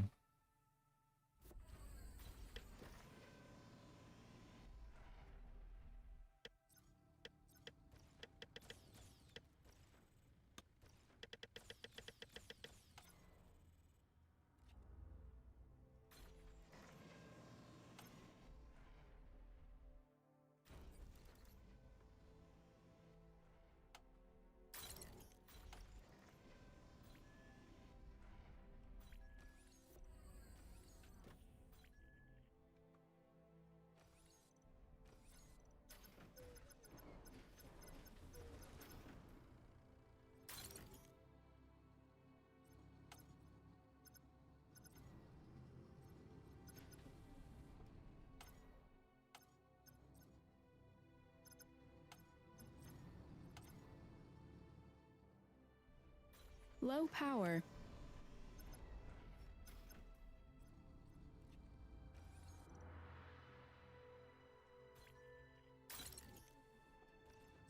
Enemy units detected.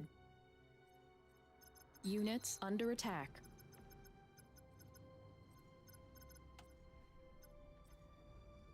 Low power.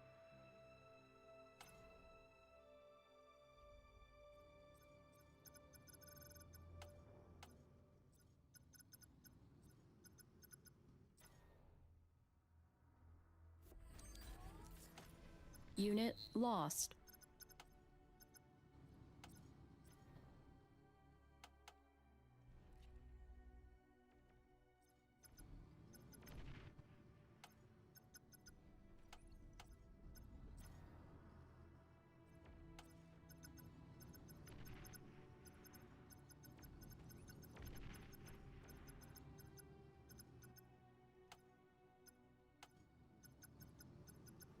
Low power.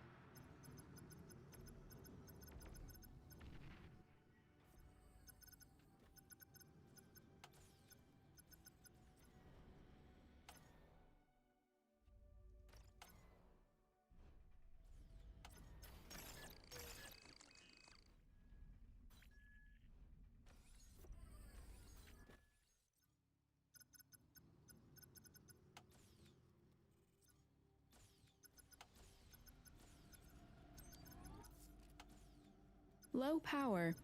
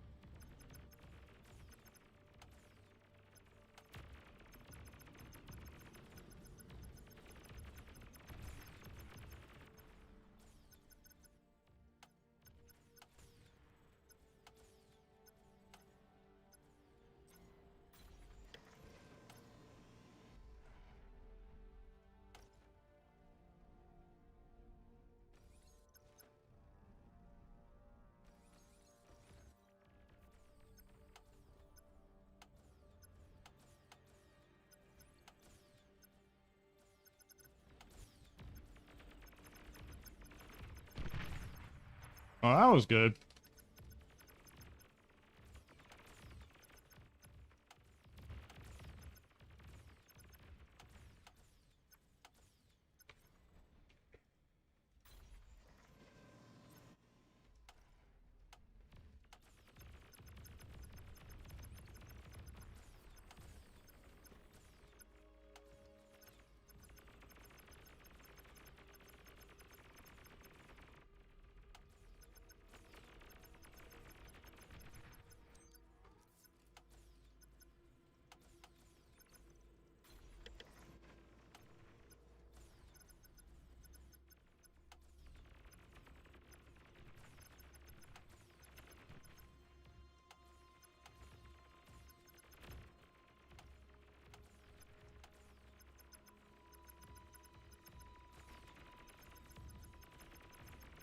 Low power.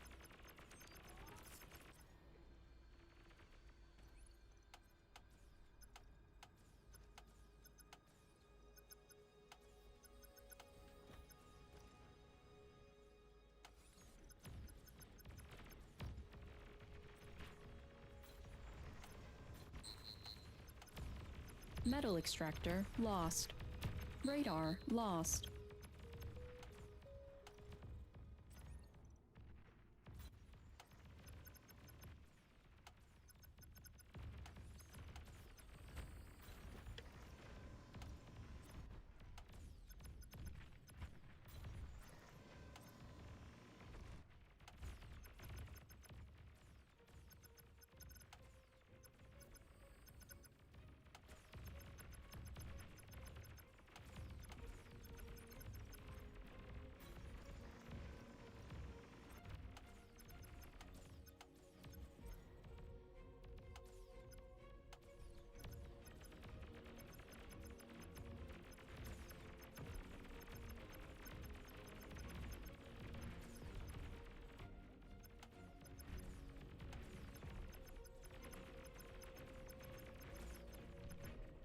Low power.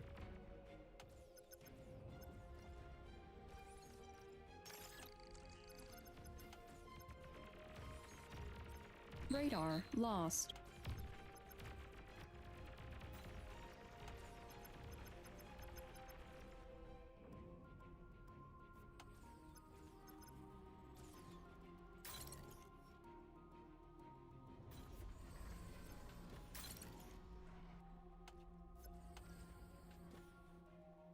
You are wasting energy.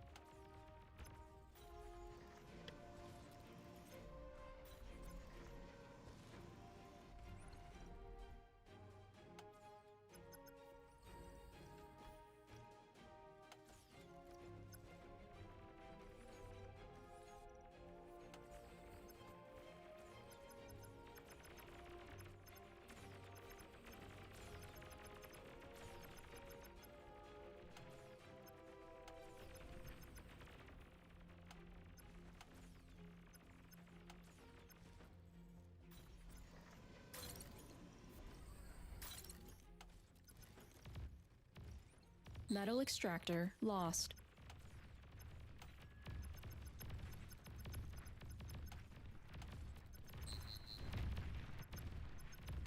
Radar lost.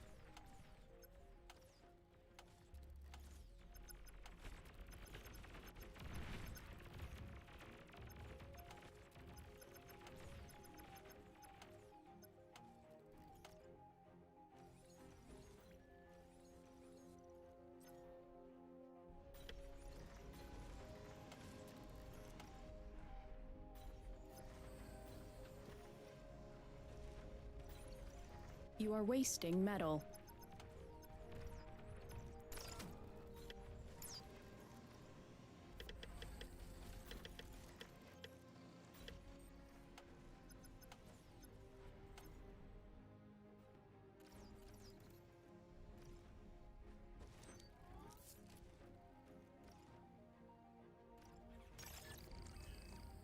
Low power.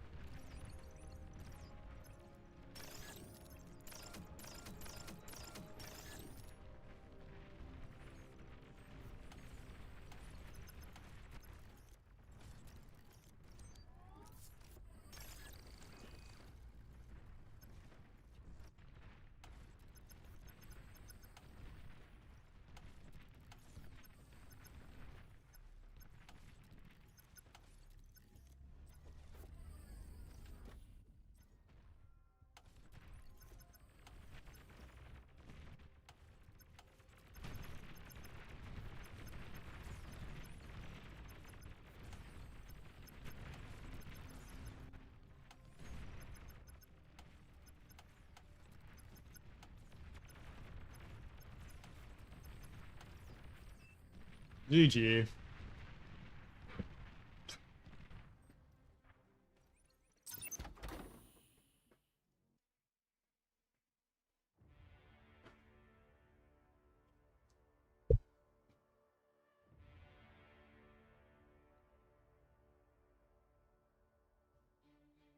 Arxum cats, okay.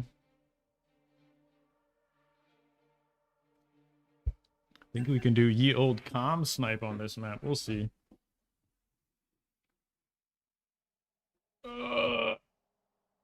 Let's see what 2 hours. Maybe we'll play one more. Call it a stream.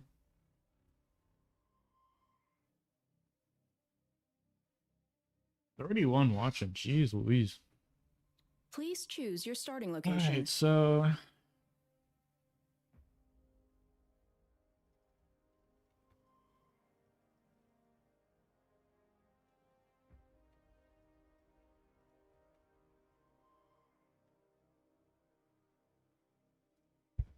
think you kind of have to expand with your commander, but maybe look at the lab setup right here.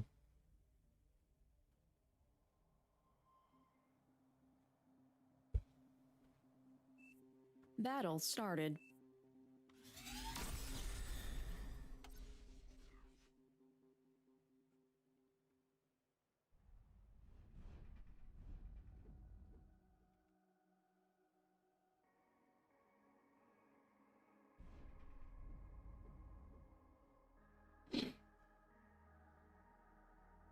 $19-2, kind of fun.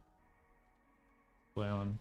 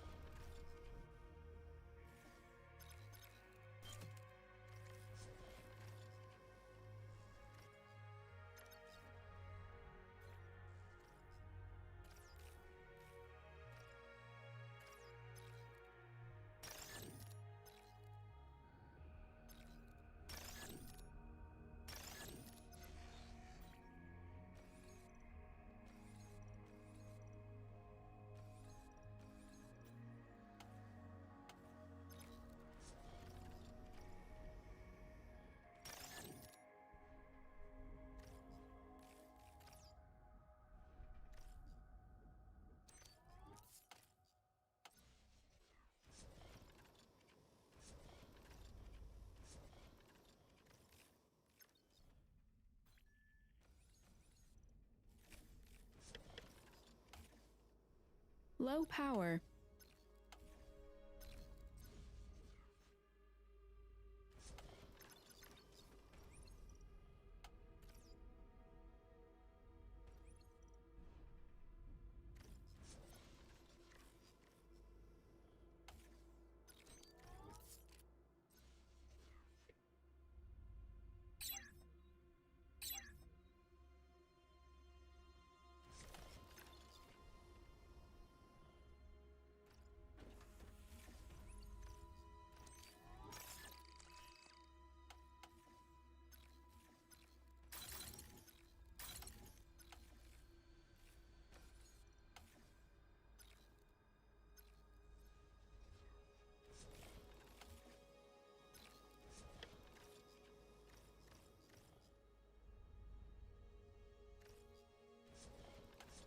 Enemy units spotted.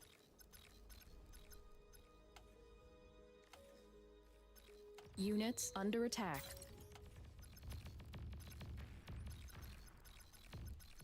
Unit lost.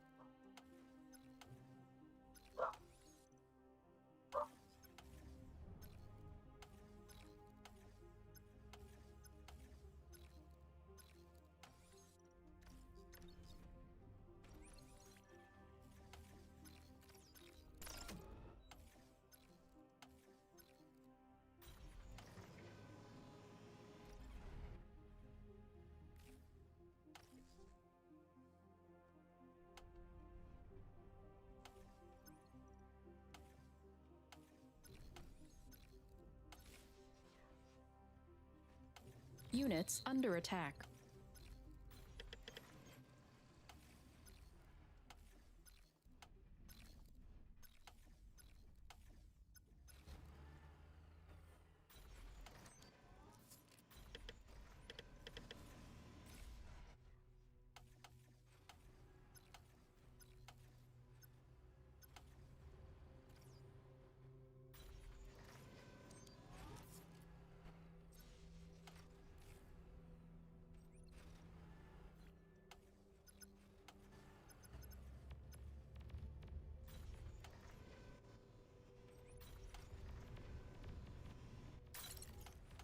Unit lost. Metal extractor lost. Radar lost.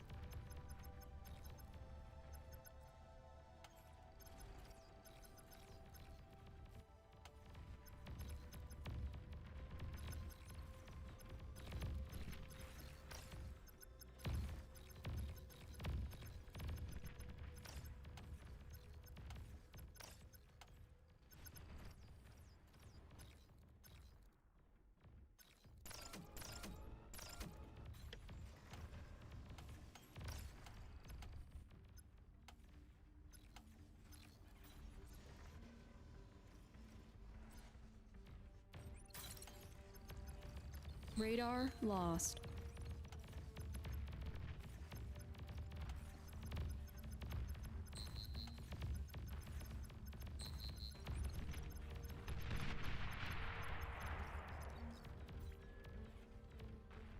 You are wasting energy.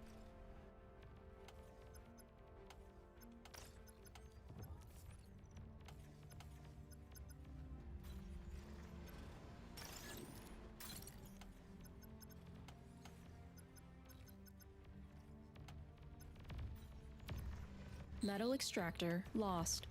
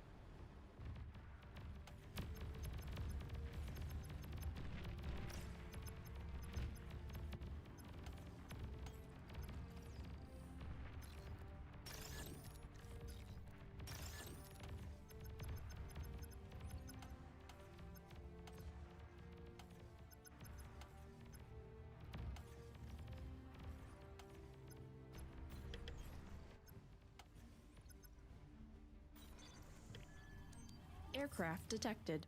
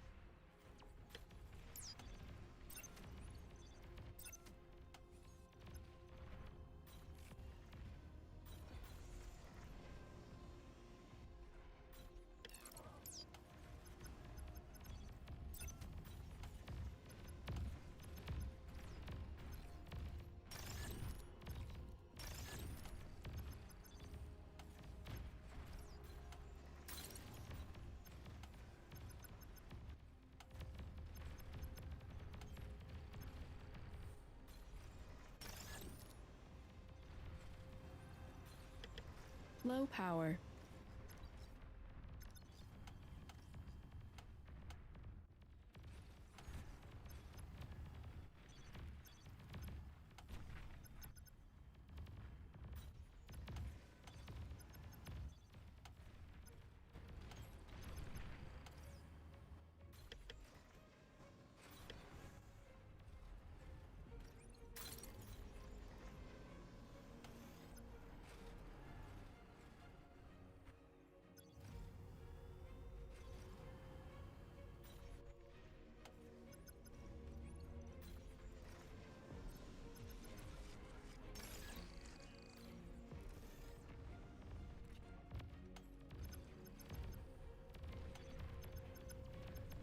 Metal extractor lost.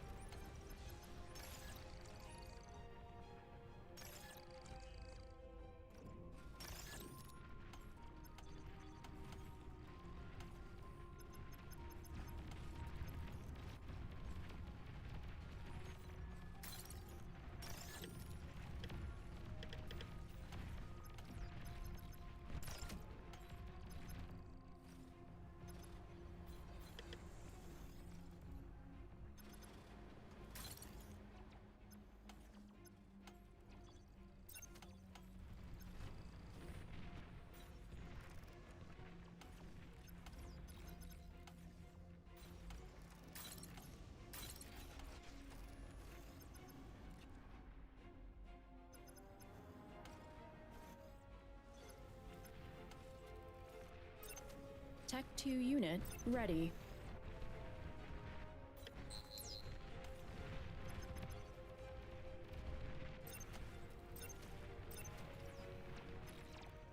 Metal extractor lost.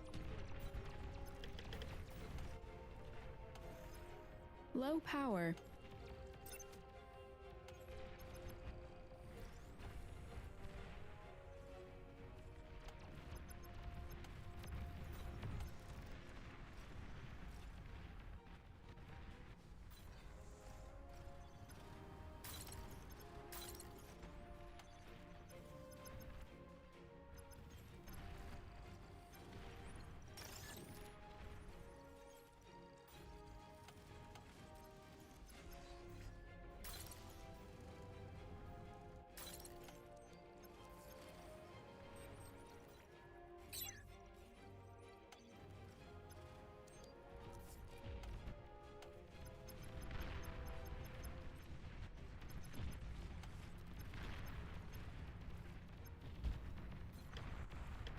Low power.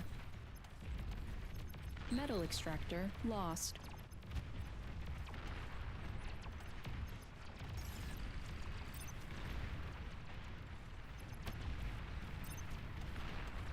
Commander under attack. Radar lost.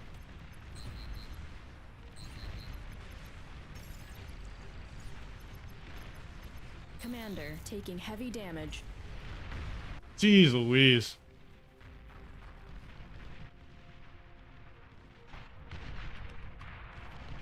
GG. Oh, he's got T2 lab up over there. Bit unfortunate, but what are you gonna do? D-gun just like does not work anymore. It's kind of wild. Not sure what's going on with that.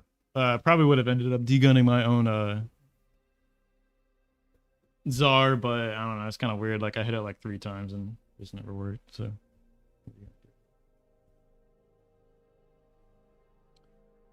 Don't think we have anyone to play, so I'll just make some bosses here.